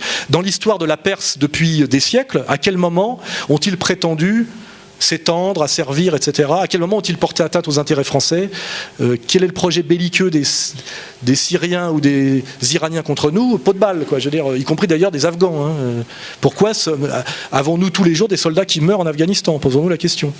Il me semble qu'une armée, normalement, est là pour défendre les intérêts de son pays et défendre son peuple. Voilà, bon, c'est toutes ces questions qu'on peut se poser. Et donc, comprennent la question du Grand Israël et comment arriver au Grand Israël, effectivement, par une troisième guerre mondiale qui serait gagnée, parce que, évidemment, ces gens-là pensent la gagner. Et c'est vrai qu'ils ont, sur le papier, ils doivent la gagner. Ils ont la supériorité militaire. Et ben peut-être que cette troisième guerre mondiale amènerait, avec peut-être des dégâts collatéraux de 500 millions de morts, mais qui seraient jamais que des gueux, des Arabes, voilà, et des dégâts collatéraux en France, notamment sur une guerre civile, parce que c'est un volet qu'il faut amener. C'est que s'il y a une troisième guerre mondiale, elle se passera évidemment pas chez nous dans un premier temps, mais autour de ce qu'on appelle le verrou eurasiatique, mais ça aura des conséquences terribles en France, notamment parce que comme ce conflit sera présenté comme un conflit ethnico-religieux, nous avons, comme nous le savons en France, de grosses lignes de fractures ethnico-religieuses en France, qu'on fait d'ailleurs bien monter en ce moment sur le problème musulman, etc. Et tel que ça nous sera présenté, malheureusement, les guerres, c'est toujours... on peut définir une guerre par le fait qu'à un moment, il n'y a plus que deux camps possibles. C'est-à-dire qu'ils n'avaient plus le choix. Une guerre, c'est simple. C'est t'es collabo ou résistant. Les pacifistes d'avant-guerre, on les a tous tués. Parce qu'ils voulaient simplement, ils disaient ni Angleterre, ni Allemagne. C'est probablement qu'ils avaient raison. Ni Angleterre, ni Allemagne. Ben, c'est tu choisis Angleterre ou Allemagne. Voilà, et ben ça sera un peu comme ça. C'est tu choisis, t'es avec le monde avancé blanc judéo-chrétien de la démocratie ou t'es avec les bamboulas égorgeurs islamiques. C'est comme ça qu'on nous présentera le projet en France. Et quand tu regardes, non mais c'est pour ça que c'est pas de la rigolade. Oui, non mais les 11 septembre, moi je parle de la France là et de demain. Et à un moment donné, ce choix qui nous sera fait sera un choix mortel, quoi qu'il arrive, parce que les gens comme moi qui diront c'est un faux choix, c'est un piège, évitons-le, nous sommes dans une situation où nous n'aurons pas le droit. Il faut bien que quand la loi martiale est déclarée, etc., vous êtes déserteur et on peut vous fusiller. Et puis quand aussi certains manipulateurs pervers, via le Qatar, commencent à aller financer les banlieues pour les réislamiser sur une ligne, etc., etc., on peut imaginer aussi qu'il y ait les idiots utiles qu'il faut, les agents de manipulation. Il suffit de mettre sur YouTube 2 vidéos comme on a bien vu en Tchétchénie, sur le Kosovo, etc., où on voit un jeune resalafisé de banlieue avec un couteau de cuisine égorger un Gaulois de base sur YouTube. Et moi, j'ai plus qu'à aller me cacher. Je veux dire, la réconciliation nationale, plus personne en veut. Enfin, je veux dire, malheureusement, c'est comme ça qu'on fait. Faut pas oublier. On tue 3 gosses, on fait un truc où les gens d'un seul coup, voilà, les explosions émotionnelles de haine. Et là, il n'y a plus de réflexion, de raison, etc. Et malheureusement, la France est un pays très très fragile à ce niveau-là. Il faut bien le savoir. Pareil, un pays qui a des très grosses contradictions sociales liées à une trahison de nos élites pour des raisons de soumission à la logique bancaire et qui a intérêt à dévier un conflit social légitime en conflit ethnico-religieux. C'est leur intérêt. Et ils y travaillent. Et on sait que la droite sarkozyste y travaille, mais la gauche PS, j'ai pas tellement plus confiance en eux quand je vois leur composante sioniste qui est assez identifiable.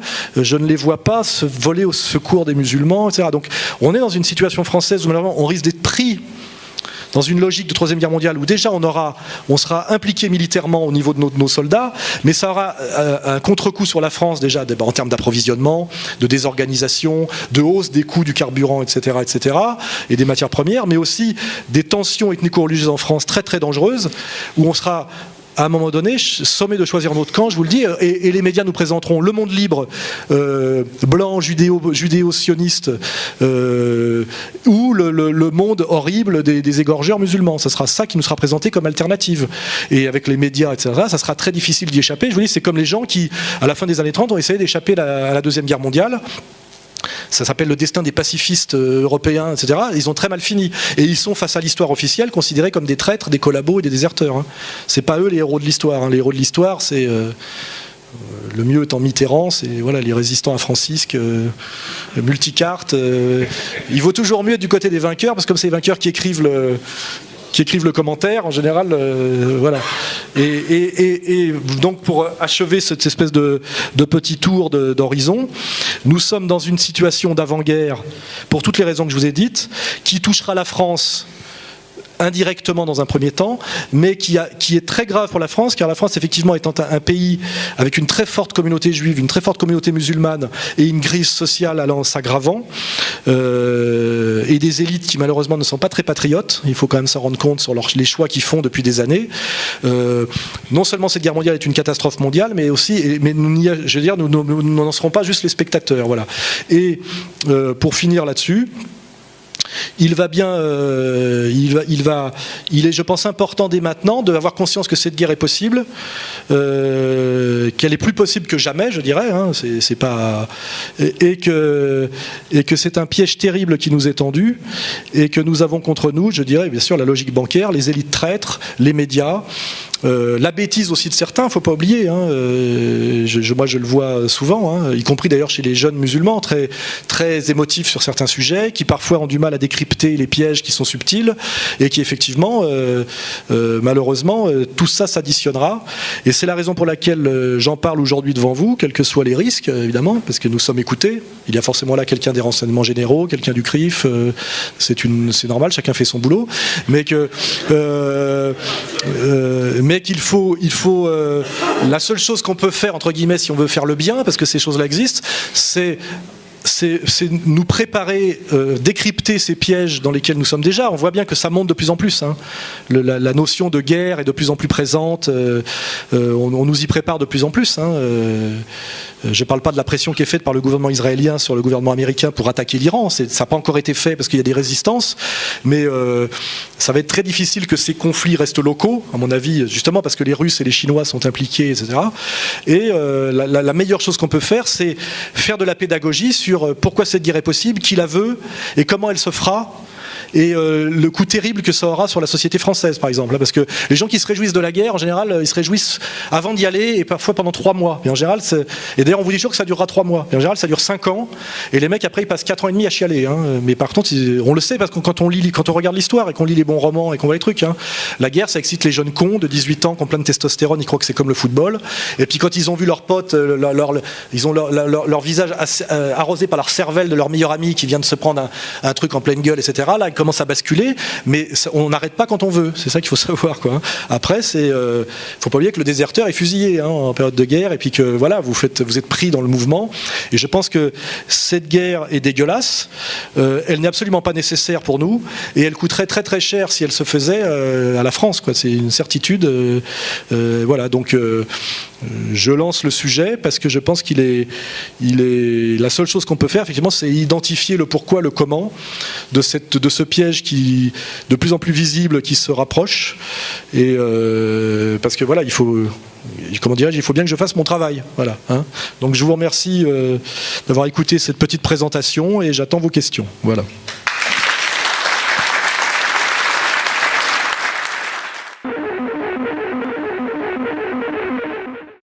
En réalité, la clé de domination du monde et d'après les théoriciens géopolitiques, mais qui est à mon avis incontestable, puisque tout le monde fait comme si c'était vrai, hein, au niveau se joue au niveau de la Caspienne. Voilà, c'est-à-dire que celui qui contrôle la Caspienne tient le monde. C'est un peu comme être au cœur d'un dispositif ou être au milieu du ring pour un boxeur. Hein, quand on est dans le coin, le dos aux cordes, en général, on gagne pas le combat.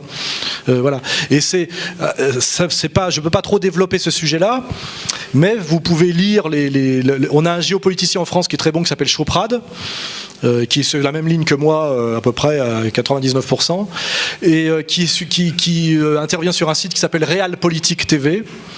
Et je vous invite à aller là-dessus et vous instruire sur ce qu'on appelle la géopolitique, hein, qui est une discipline qui est un éclairage supplémentaire sur la réalité politique mondiale et qui permet de comprendre certaines choses. Pourquoi on se bat à ce point-là pour être présent à tel endroit où il n'y a pas grand-chose, soi-disant. Alors c'est qu'en réalité cette rivalité aussi en ce moment qui est en fait les États-Unis qui essaye de s'opposer à la montée de la Chine, qui est d'abord une montée économique, en bloquant ses sources d'approvisionnement énergétique. Et ça se passe aussi au niveau de la Caspienne, vous voyez, parce que c'est par là que passent les gazoducs, les oléoducs, etc. Quand on regarde où sont les énergies et où elles doivent aller, quand on regarde les ports, etc., on voit très bien que le détroit d'Ormuz est fondamental, qu'il y a des problèmes de pipeline qui doivent passer par l'Afghanistan, le Pakistan, qui justifient les guerres. Vous aimez bien que les Américains ne font pas la guerre en Afghanistan pour amener la démocratie dans des montagnes pour emmerder les Pashtuns. Il y a d'autres enjeux cachés, évidemment. Oui, et là, il faut lire la carte, effectivement, des problèmes énergétiques, parce que la puissance, c'est aussi la maîtrise de l'énergie. Hein. Il faut du carburant. Et le développement de la Chine exige d'énormes apports en énergie, et les Américains essayent de bloquer cet apport en énergie. Et pour bloquer, il faut être présent. Il faut être présent là où ça passe. Il faut contrôler là où ça passe. Hein, voilà. C'est des enjeux permanents de toutes les guerres. Hein. Vous regardez la Deuxième Guerre mondiale, vous voyez qu'il y a eu aussi la guerre pour l'énergie, qu'à un moment donné l'Allemagne perd parce qu'aussi elle perd aussi la guerre de l'énergie, etc., etc. Donc, comme je peux pas faire, ça serait une conférence entière là-dessus. Retenez la géopolitique, le site Realpolitik TV. L'auteur c'est Choprad, vous savez, par internet, il ne faut pas être paresseux. Aujourd'hui par internet vous tapez des mots-clés, vous avez tout qui sort, hein. Je veux dire, aujourd'hui pour ne pas se cultiver sur un sujet, aujourd'hui il faut le faire exprès, parce que internet c'est quand même très bien fait pour ça, hein, avec les systèmes de mots-clés, etc. Tout est à disposition. Vous tapez Choprad, géopolitique, et vous allez lire des dizaines et des dizaines de textes sur voilà, la géopolitique turque, russe, la vision mondiale de la géopolitique, et ça va vous instruire, voilà. Il ne passera jamais, il ne sera même pas investi comme candidat républicain, justement parce que lui, il éviterait la guerre. Vous avez la réponse. Ron Paul, il a parfaitement dit la réalité de l'Amérique. Il est assez populaire chez certaines personnes. Il a contre lui tout l'establishment. D'ailleurs, il se fait traiter d'antisémite. Le marqueur de tout ça, c'est dès que vous faites traiter d'antisémite, c'est que vous commencez à faire bien le travail. Hein, voilà. C'est clair et net. Hein, voilà. Et Ron Paul ne sera pas candidat républicain. Et voilà, donc on peut rêver. Mais effectivement, s'il était élu, je pense qu'on sortirait de ce danger. Mais il ne sera pas élu parce que Wall Street et le complexe militaro-industriel américain lui feront la peau plutôt qu'il puisse accéder au pouvoir, c'est tout. Malheureusement, c'est la réalité pratique. Hein. Il ne sera pas investi, donc de toute façon ils n'ont même pas besoin de l'assassiner. Il ne sera pas candidat républicain. Il ne gagnera pas la primaire. Et s'il gagnait la primaire, il serait battu. Ouais, et puis c'est vrai. Et puis s'il était élu, il finirait comme Kennedy, sans doute. Oui, voilà. Mais de toute façon, je pense qu'il ne sera pas candidat. Il n'a pas le. Voilà. Quand vous avez contre vous l'establishment dans une compétition qui est faite pour la victoire de l'establishment, vous ne pouvez pas gagner parce que c'est un jeu qui a été créé pour que ne puissent gagner que les maîtres du jeu. Oui, mais c'est comme moi. Si moi je disais, si j'étais demain président de la République française, je désengagerais l'armée française d'Afghanistan. Je me tournerai vers la Russie, je ferai des tas de choses, mais je ne serai jamais président de la République. Voilà, donc voilà, le problème, c'est qu'on est dans le monde réel. Et dans le monde réel, je vous dis, vous vérifierez très vite que Ron Paul ne sera pas, non seulement pas président des États-Unis, mais il ne sera même pas le candidat républicain. Et que le candidat républicain qu'ils vont mettre face à Obama, le nègre de maison, comme on dit, on avait annoncé tout ça, et ben le mec qu'ils vont mettre en face, sur tous les fondamentaux de la politique sérieuse, proposera exactement la même chose que l'autre, c'est-à-dire qu'il n'y aura que des petites nuances sociétales sur le port d'armes, des trucs symboliques auxquels sont attachés les Américains. C'est la paire de Santiago de Ronald Reagan, quoi, voilà, pour renouer avec l'Amérique des pionniers et occulter ce qu'on appelle les rubber barons, c'est-à-dire le fait que le rêve américain a été entièrement enseveli sous le capitalisme voilà, monopoliste. Alors évidemment, à un moment donné, on sera un acteur d'Hollywood, on le déguise en cow-boy. Ça veut dire qu'on méprise les électeurs et que les Américains globalement sont des cons, c'est ça que ça veut dire, hein, c'est tout. Parce que pourquoi il suffit de mettre des Santiago pour renouer avec le rêve américain de la frontière? C'est vraiment qu'on ne comprend rien à la politique. Et malheureusement, c'est comme ça. C'est-à-dire que les élections sont un système qui est fait pour gagner ceux qui les ont inventés. Et voilà. Et je vous dis, c'est comme on dit, si la démocratie permettait effectivement de mettre le peuple au pouvoir, elle serait abolie. D'ailleurs, on voit très bien en ce moment qu'il y a un candidat en France qui est un petit peu pas tout à fait sur la ligne des autres et qui a du mal à avoir ses signatures. Et le système se pose même la question de savoir s'il n'empêcherait pas de les avoir, tellement il a peur que malgré la manière dont le système est verrouillé, pourrait peut-être tenter 2-3 trucs. Vous voyez, voilà, il faut comprendre cette réalité. Hein. Il était certain que c'est le projet de nos élites mondialistes. On pensait que c'était complotiste de le dire il y a des années, mais aujourd'hui tous les leaders mondiaux, quand vous écoutez, parlent du nouvel ordre mondial, du gouvernement mondial, et disent que c'est souhaitable, et disent que c'est la solution à la crise, qui d'ailleurs créent eux-mêmes et aggravent eux-mêmes, pour justifier comme solution le gouvernement. Donc aujourd'hui, c'est même pas une question, on le sait tous. Vous regardez les citations sur Internet, tous les potentats occidentaux ont déclaré dans un discours ou un autre, et même plusieurs, qu'ils travaillaient à l'avènement d'un gouvernement mondial, et du gouvernement mondial et d'un gouvernement mondial. Donc aujourd'hui, c'est une certitude. Mais c'est vrai que ça fait que quelques années depuis Bush père qu'on a commencé à parler de nouvel ordre mondial et de gouvernement mondial. Avant, c'était un projet caché dont certains initiés disaient que c'était le projet des Bilderberger ou le projet secret du CFR, etc. Aujourd'hui, c'est annoncé officiellement, ce qui veut dire qu'on est prêt. Ça veut dire qu'on a passé une étape et qu'on est près de la fin d'une certaine manière, parce que quand un homme politique ose dire à haute voix ce qu'il avant il disait de façon cachée, c'est qu'il pense que c'est pratiquement gagné. Vous voyez, vous annoncez que vous allez faire quelque chose parce que vous avez déjà tout verrouillé. Sinon, vous le dites pas. Dans le business, c'est comme ça. Hein, quand vous dites je vais ouvrir un commerce parce que vous avez déjà le bail, c'est pas que vous êtes en train d'essayer d'acheter le pas de porte. Sinon, il y a un mec qui risque de l'acheter avant vous. Donc, effectivement, le fait que tous les hommes politiques occidentaux aujourd'hui disent qu'ils travaillent à un gouvernement mondial, du nouvel ordre mondial, le souhaitent et y travaillent, etc., plus tous les conseillers, nos experts, les Attali, les machins, prouvent que nous sommes très près, dans leur esprit, d'y arriver, bien sûr. Mais la réponse, elle est là. Oui. C'est une bonne idée. Le problème, c'est qu'entre l'idée et le faire, pour le faire, il faut que ça corresponde à une dynamique réelle. C'est-à-dire qu'à un moment donné, moi je suis pour faire des conférences groupées de plus en plus, tendre la main à certaines personnes pour montrer qu'on partage certaines idées. Mais le problème, c'est qu'on décrète pas ce genre de truc. C'est comme on décrète pas d'être président de la République. Il faut que ça corresponde. Bon, là, il y a quelques personnes, mais combien on peut mettre de personnes dans une salle? Mais ce qui est sûr que logiquement, face à la menace qui pèse, c'est ce que naturellement devrait se faire petit à petit. C'est-à-dire que les gens qui veulent échapper à la catastrophe et qui ont la même vision, la même analyse, se regroupent progressivement, mettent entre parenthèses leur égoïsme ou leur quant à soi pour travailler plus collectivement. Sans doute que ça se fera par la force des choses. Mais évidemment que moi, j'ai fait un truc qui s'appelle Égalité et Réconciliation, qui est une association, qui n'est pas un mouvement politique d'ailleurs, pour qu'on puisse venir d'autres partis politiques tout en s'y intéressant, et qui parle de réconciliation nationale. Et effectivement, le CNR est un modèle à un moment donné, mais je dirais que malheureusement, à cause du travail incroyable de ce qu'on appelle la société de consommation et de la société des médias, les gens qui prennent conscience de l'ampleur de la catastrophe et des risques sont une minorité aujourd'hui en France. Il y a plein de gens qui pensent ouais, c'est intéressant, mais il ne faut pas exagérer, on est quand même en France aujourd'hui, en 2012. J'aime bien ce genre de réponse. Oh, on est quand même en France aujourd'hui en 2012. Genre, il n'y aura plus jamais de guerre. Voilà. Il y a beaucoup de gens qui n'arrivent pas à y croire, qui ne veulent pas y croire, et qui se disent que de toute façon, voilà, et puis les gens sont dans la vie quotidienne. Faut pas oublier que leur problème, c'est de payer leur loyer, de ne pas perdre leur boulot. Donc de toute façon, ça sera toujours une minorité de gens en fait qui essaieront de prendre leur destin en main. On le voit à toutes les époques. Hein.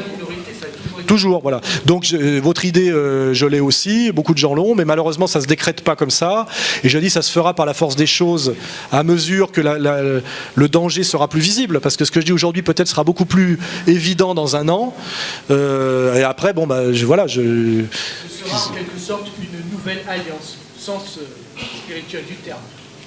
C'est surtout des gens qui font le boulot. C'est-à-dire moi, si je suis entre guillemets un intellectuel, je ne sais pas ce que ça veut dire, et que je réfléchis à tout ça et que je vois des choses, je sens qu'il est de mon devoir de le faire partager à des gens qui n'ont peut-être pas le temps que j'ai pour aller sur Internet, lire, etc., etc. Et voilà. En réalité, vous êtes toujours dans une situation où vous faites ce que vous sentez devoir faire, c'est tout. Après. Voilà, je fais de mon mieux, mais il y en a d'autres aussi.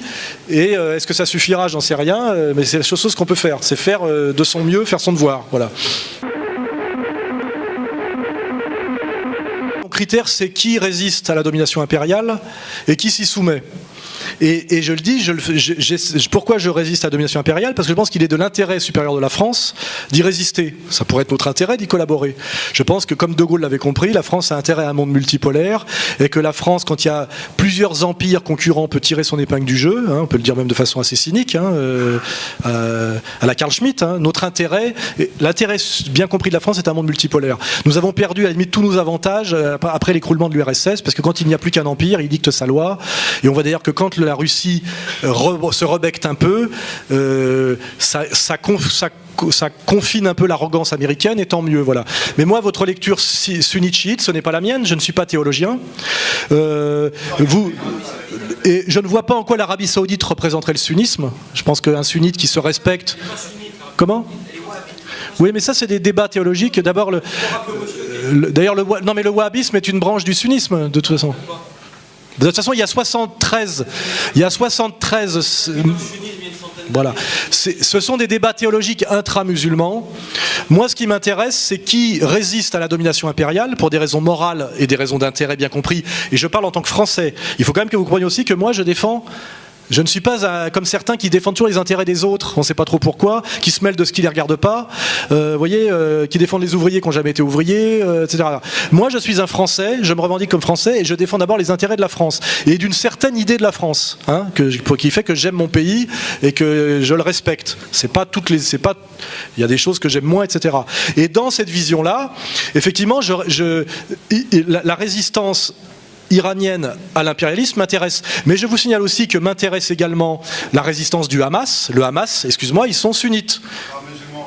Ah ouais, non mais d'accord, il y a toujours une raison pour que ça aille pas, évidemment. Les trois quarts des gens ici ne comprennent rien à ce charabia de musulmans qui fait d'ailleurs que les musulmans perdent tous leurs combats parce qu'ils passent plus de temps à se battre entre eux qu'à se battre contre leurs ennemis. Hein. C'est déjà le problème qui devrait se poser. J'aimerais savoir la dernière fois que vous avez gagné un combat.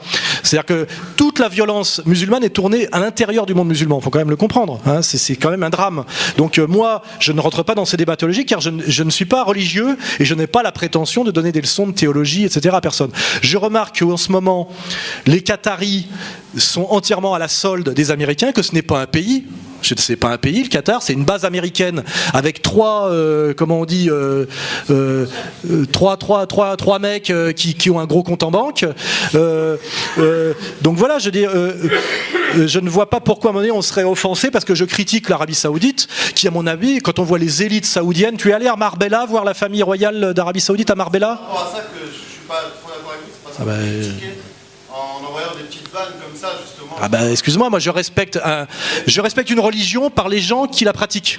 C'est comme ça que ça marche. C'est-à-dire que quand je vois qu'un type se tient de façon exemplaire, il vit de façon exemplaire, et on me dit c'est un musulman, je me dis un musulman se tient de façon exemplaire. Si je me dis tu dois respecter le roi d'Arabie Saoudite car c'est lui qui contrôle politiquement et militairement les lieux saints, et que je vois un type à Marbella qui tire des putes et qui se défonce à la cocaïne toute la journée en regardant des films porno, je me dois de dire que ce type est un traître à la religion bien comprise, que c'est humainement une ordure et que je lui pisse à l'arrêt. Voilà, c'est clair ou pas?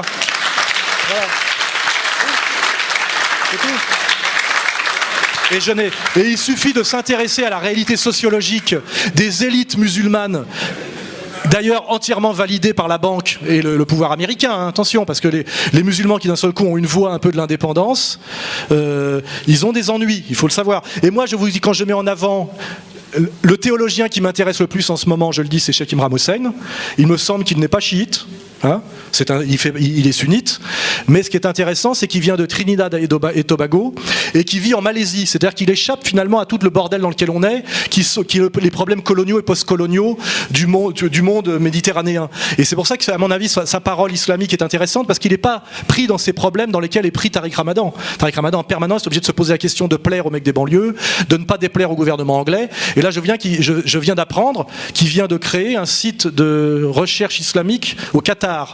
Je suis inquiet de voir que Ramadan ait des liens avec le Qatar, car il me semble en ce moment que le Qatar, qui de toute façon n'est pas un pays, et je vois l'émir du Qatar, il n'a même pas la barbe. Oui, mais on ne sait pas s'il est frère musulman. Il descend des frères musulmans. Lui-même prétend que non. Moi, je vous le dis, parce que là, on part déjà dans un truc, on dérive.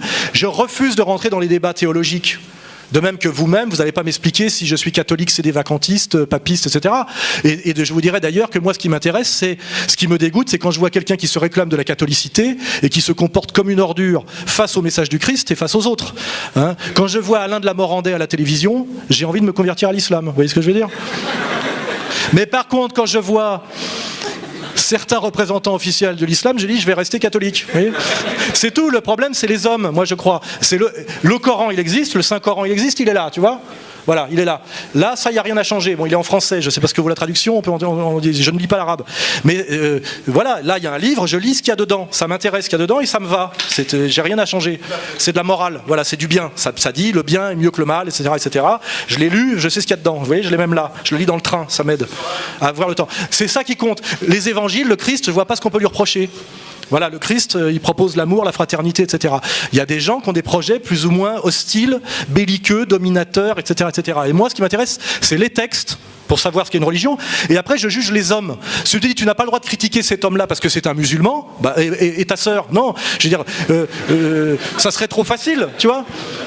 Ça serait trop facile. Et de même, je veux dire, si tu me dis tu n'as pas le droit de critiquer cet homme-là parce que c'est un catholique, nous, Français catholiques, on se prive pas de critiquer tous les catholiques qu'on estime être des traites à la catholicité. Je passe mon temps à critiquer toute la catholicité officielle depuis Vatican II. J'aimerais bien que les musulmans aient la capacité critique à l'intérieur de leur religieux que nous avons à l'intérieur de la nôtre. Car je t'ai garanti qu'aujourd'hui, nous, catholiques, on est très critiques envers une certaine déviance du catholicisme, et nous, Français, aussi très critiques envers une certaine politique française. Je vois, dès qu'on passe la Méditerranée, on voit je finis sur ce sujet parce que c'est intéressant. On voit un petit Jamel Debbouze se foutre de la gueule des hommes politiques français, de Gaulle, etc. Puis d'un seul coup, il dit Sa Majesté quand il parle de Mohamed VI. C'est-à-dire qu'en France, il fait le cador, mais dès qu'il passe la Méditerranée, il est prosterné devant Sa Majesté Mohamed VI. Là, il a perdu tout sens critique, tout humour, d'un seul coup. Et si tu dis du mal de Mohamed VI, t'as blasphémé. C'est-à-dire qu'on a le droit en France de cracher sur toutes nos institutions, mais dès qu'on passe la Méditerranée, d'un seul coup, tout est sain. Cette schizophrénie est totalement immorale et malsaine. Et moi, je dis que Mohamed VI n'inspire pas mon respect. Tu vois ce que je veux dire? Voilà, il n'y a pas de problème. Je préfère De Gaulle à Mohamed VI. Mais surtout, moi, j'évite ce genre de conversation. C'est ça que je veux dire. Parce que ça, c'est ce que veulent les autres. Hein.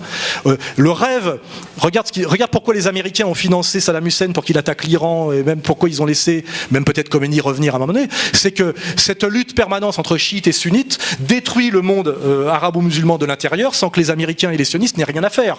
Donc déjà, rien que par bonne intelligence, déjà, moi j'évite d'aller taper sur quelqu'un quand c'est mon pire ennemi qui me dit de le faire, tu vois. Je m'abstiens. J'ai pas dit que j'allais l'embrasser sur les deux joues, mais pourquoi moi je refuse de diaboliser les musulmans en France?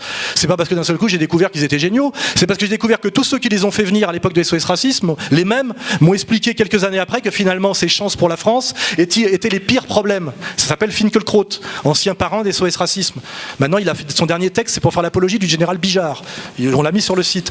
Je dis moi quand ces gens-là m'expliquent ce que je dois faire, simplement au mieux j'écoute pas. Tu vois ce que je veux dire, c'est tout. Et je t'incite à faire pareil, tu vois, de pas t'énerver, parce que le musulman a tendance à être un peu émotif et un peu facilement, s'énerver un peu facilement, et c'est comme ça souvent que les manipulations se passent. Ce que je voulais simplement vous dire, c'est que moi je trouvais un peu, pardon du mot, un peu simpliste votre analyse sur l'Arabie Saoudite, en disant que voilà, il tape des putes, etc. Non mais c'est pas que ça l'Arabie Saoudite. Mais de toute façon, je ne vis pas en Arabie Saoudite. L'Arabie Saoudite ne me pose pas de problème immédiat. Je veux dire, nous ne sommes pas menacés par l'Arabie Saoudite. Je dis simplement ce qui est.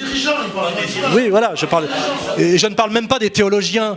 Je parle du gouvernement. Je parle du gouvernement aussi. Je parle pas du peuple arabe. Mais est-ce que tu connais bien l'Arabie Saoudite? C'est aussi la question. Tu vas y vivre quelque temps. Je veux dire, moi, à la limite, c'est comme les binationaux franco-algériens qui disent toujours que la France c'est de la merde et que l'Algérie c'est génial. Je les invite à y passer quelques mois et à y vivre. Voilà. Je pense que c'est toujours bien de connaître. Pourquoi moi je voyage? Je vais en Syrie, je vais au Kosovo, je vais en Amérique latine, etc. Parce que c'est important d'y aller. Hein, il faut y aller. Et moi je te dis, profondément, l'Arabie Saoudite ne me pose pas un gros problème. Mon problème immédiat, c'est pas l'Arabie Saoudite.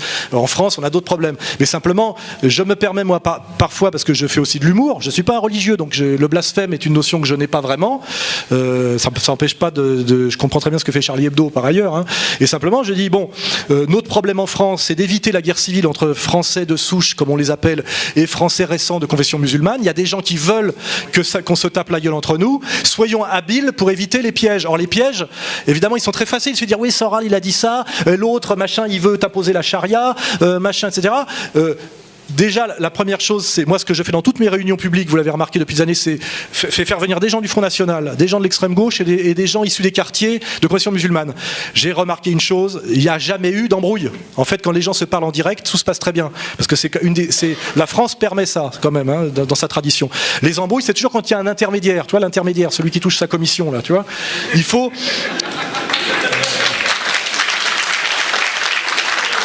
faut limiter les intermédiaires, et quand on voit quand on limite les intermédiaires, c'est moins cher et on a moins de problèmes. Voilà. Et j'incite, c'est une version écologique de la diplomatie.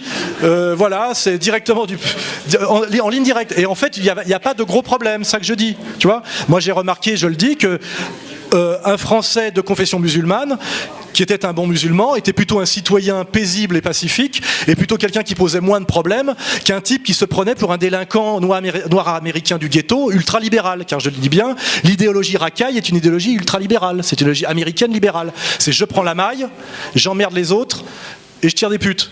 Et j'avais bien fait remarquer depuis des années, j'étais le premier sur ce terrain-là à l'époque, qu'effectivement on ne pouvait pas à la fois faire l'amalgame entre la tournante et la mosquée, la délinquance et l'islam. J'ai dit voilà, normalement un bon musulman n'est pas délinquant. Et c'est toutes ces questions-là que j'ai posées, et je pense qu'elles sont saines, parce que dans l'imagerie populaire française, à cause du rap notamment, on nous montre des voyous réislamisés soi-disant depuis 2 ans, qui à la fois ont une démarche totalement de gangsta rap, et en même temps prétendent être des musulmans. Et je dis que ça c'est très nocif et très dangereux, je pense que c'est fait exprès, et c'est ton boulot, plutôt que de t'occuper de l'Arabie Saoudite, de faire ce travail de défense de l'islam en France, pour que ce soit utile à la France et à toi. C'est-à-dire que démasquer les faux musulmans en France qui font le sale boulot, c'est beaucoup plus utile que de perdre du temps à parler de l'Arabie Saoudite. C'est ça que je veux dire, tu vois ? Voilà.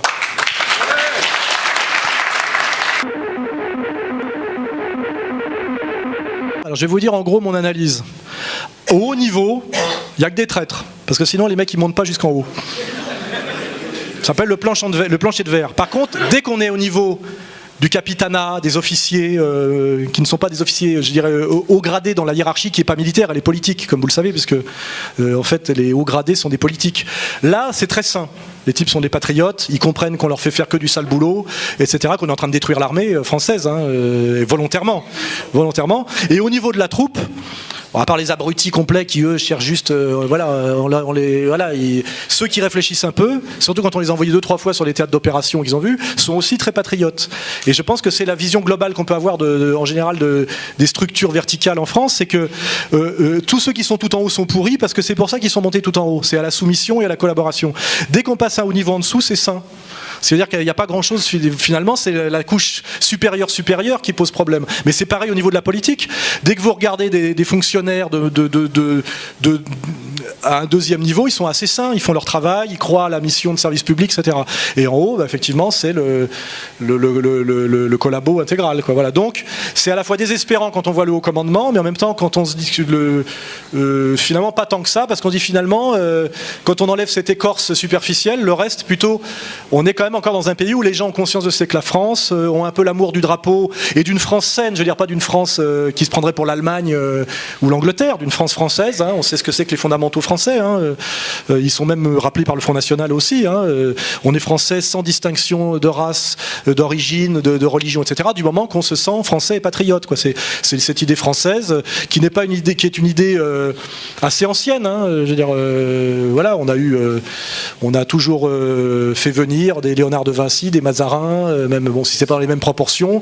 La France a toujours été un pays qui est un pays génial pour ça. C'est que c'est le seul pays du monde où un étranger arrive et en une génération il se sent plus français que les Français. C'est très rare, ça n'existe pratiquement pas dans d'autres pays.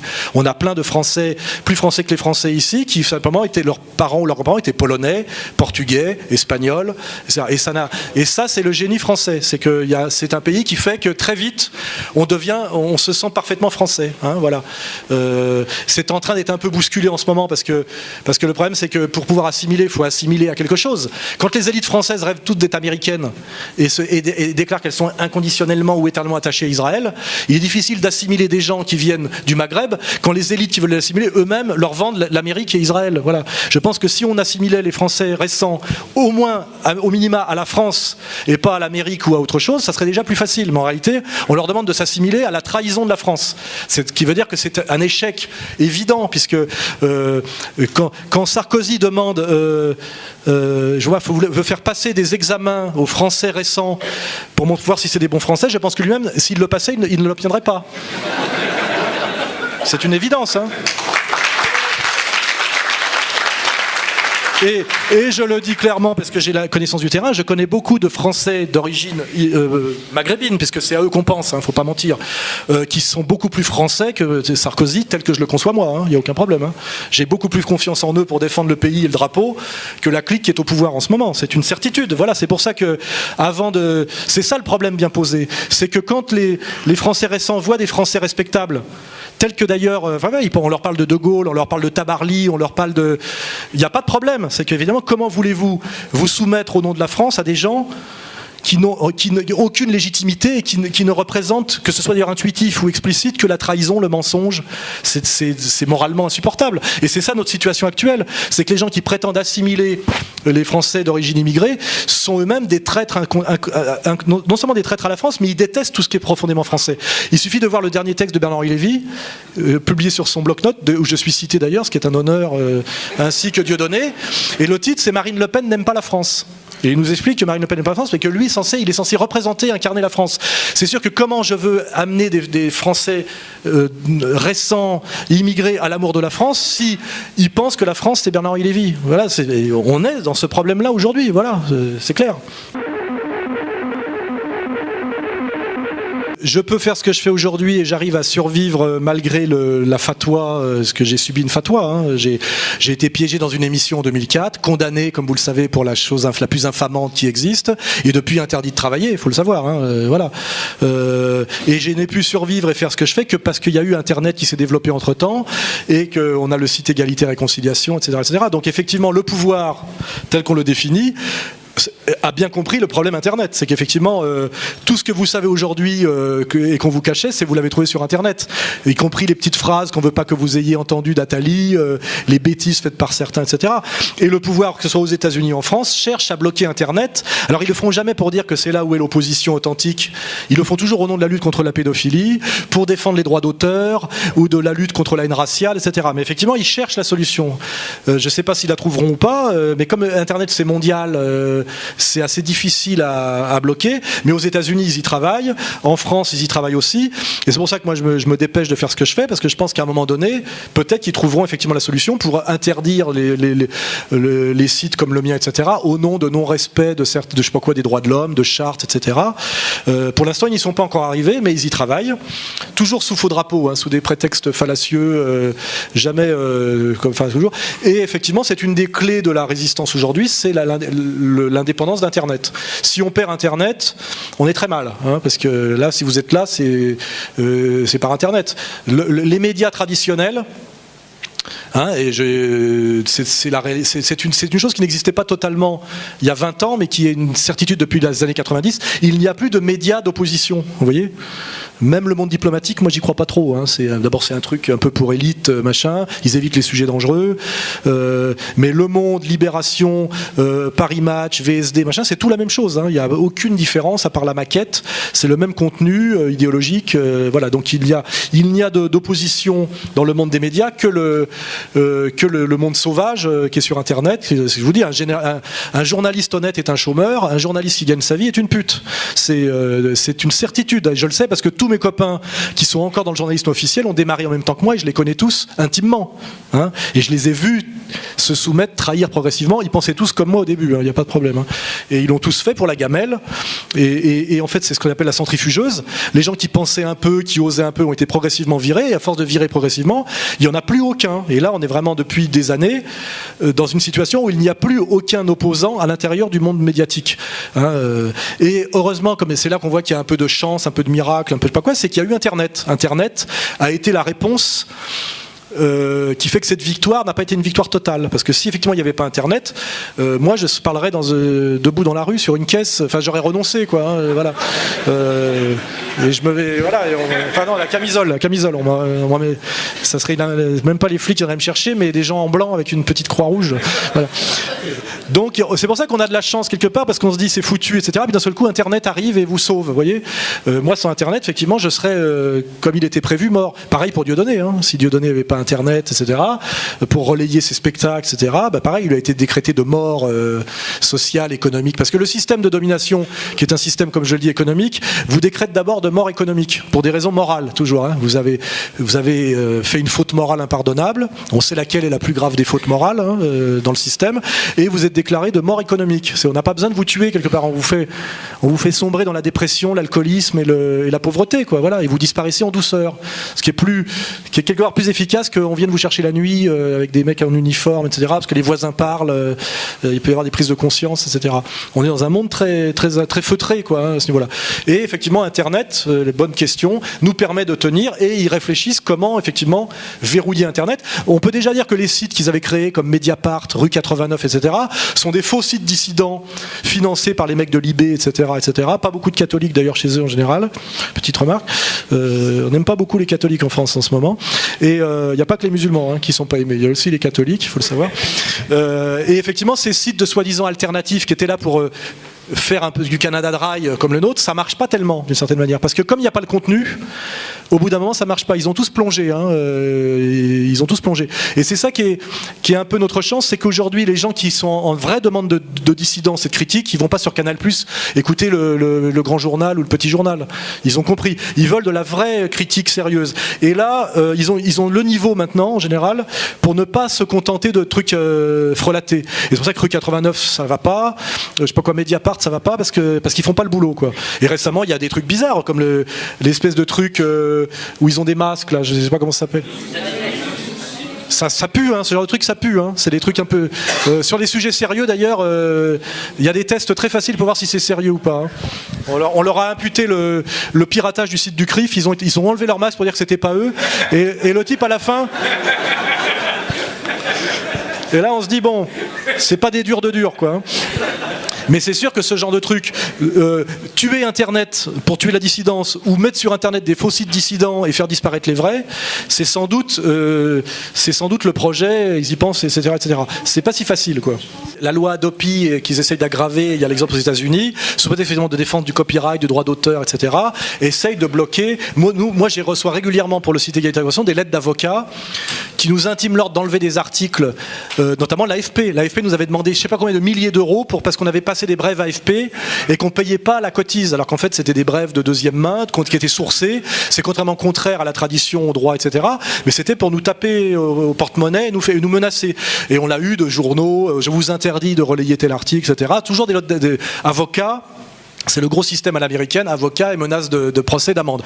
En général, ce qu'on fait, c'est que non seulement on n'enlève pas le truc, mais on met la lettre d'avocat, on la publie, pour montrer que tel truc nous menace, comme ça, on voit bien que c'est des collabos, et en général, ils aiment pas qu'on mette en ligne la lettre de l'avocat qui nous menace, nous demande de l'argent, nous fait comprendre que si on paye pas tout de suite, machin, etc. On fait comme ça.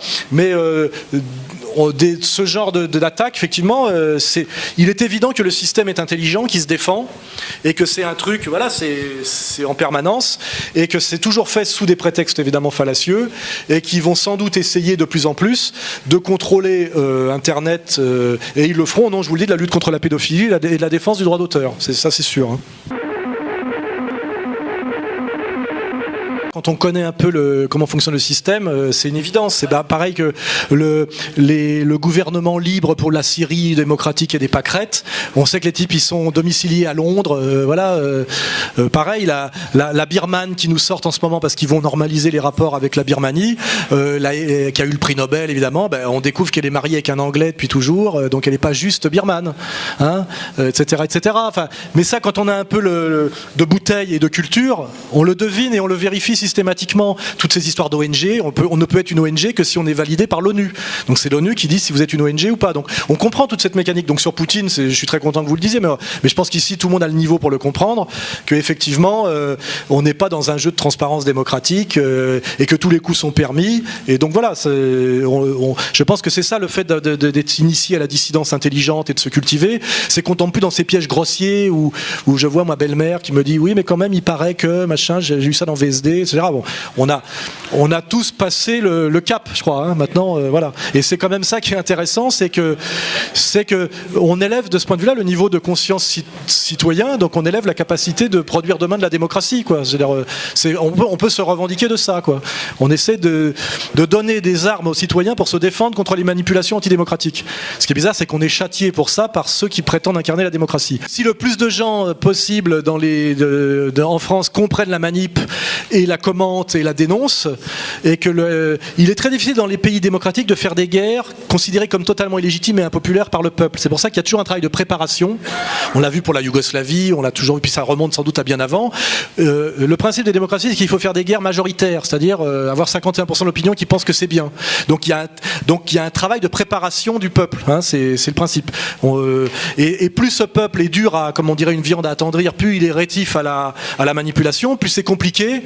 Donc notre combat, il est là, c'est que plus le niveau de conscience des citoyens est élevé, plus leur capacité critique est grande, plus la démocratie a du mal à fonctionner selon ces critères qui sont très mensongers, c'est-à-dire à prétendre faire les choses au nom du bien. Au moment donné, elle est obligée de les faire au nom des intérêts de l'oligarchie et contre les intérêts du peuple de façon visible, c'est-à-dire ce qu'on appelle le passage en force. Et quand il y a du passage en force, forcément il y a de la prise de conscience. Donc à un moment donné, on s'approche de cette période où il y a de plus en plus de Français qui comprennent que la démocratie représentative est une mascarade, que Sarkozy est un traître, qu'il a fait tout le contraire de ce qu'il avait promis, que l'Union européenne appauvrit l'Europe, que l'euro est une monnaie qui a multiplié par je sais pas combien le prix des produits de première nécessité. Voilà, c'est cette capacité de décrypter les mensonges qui fait progressivement que l'ennemi est comme démasqué. Et on ne peut rien faire de plus. Moi, je propose pas d'aller acheter des armes, ce genre de conneries de dingo. Simplement, par cette prise de conscience et vous-même, après vous en parlez à d'autres gens dans des discussions, etc., votre capacité d'argumentation, on élève la capacité critique des gens pour comprendre qu'ils se font manipuler de A à Z et que la démocratie n'est pas une démocratie, que ce qu'on nous présente comme les méchants sont souvent pas très méchants et que ce qu'on nous présente comme les gentils sont souvent les plus méchants. Voilà.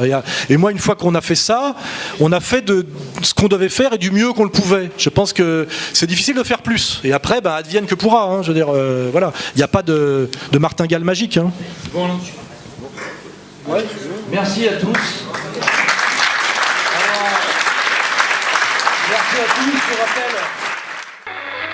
Ici, Lens. Ceci termine notre émission de 13h destinée à l'Europe. Notre prochaine émission aura lieu à 17h.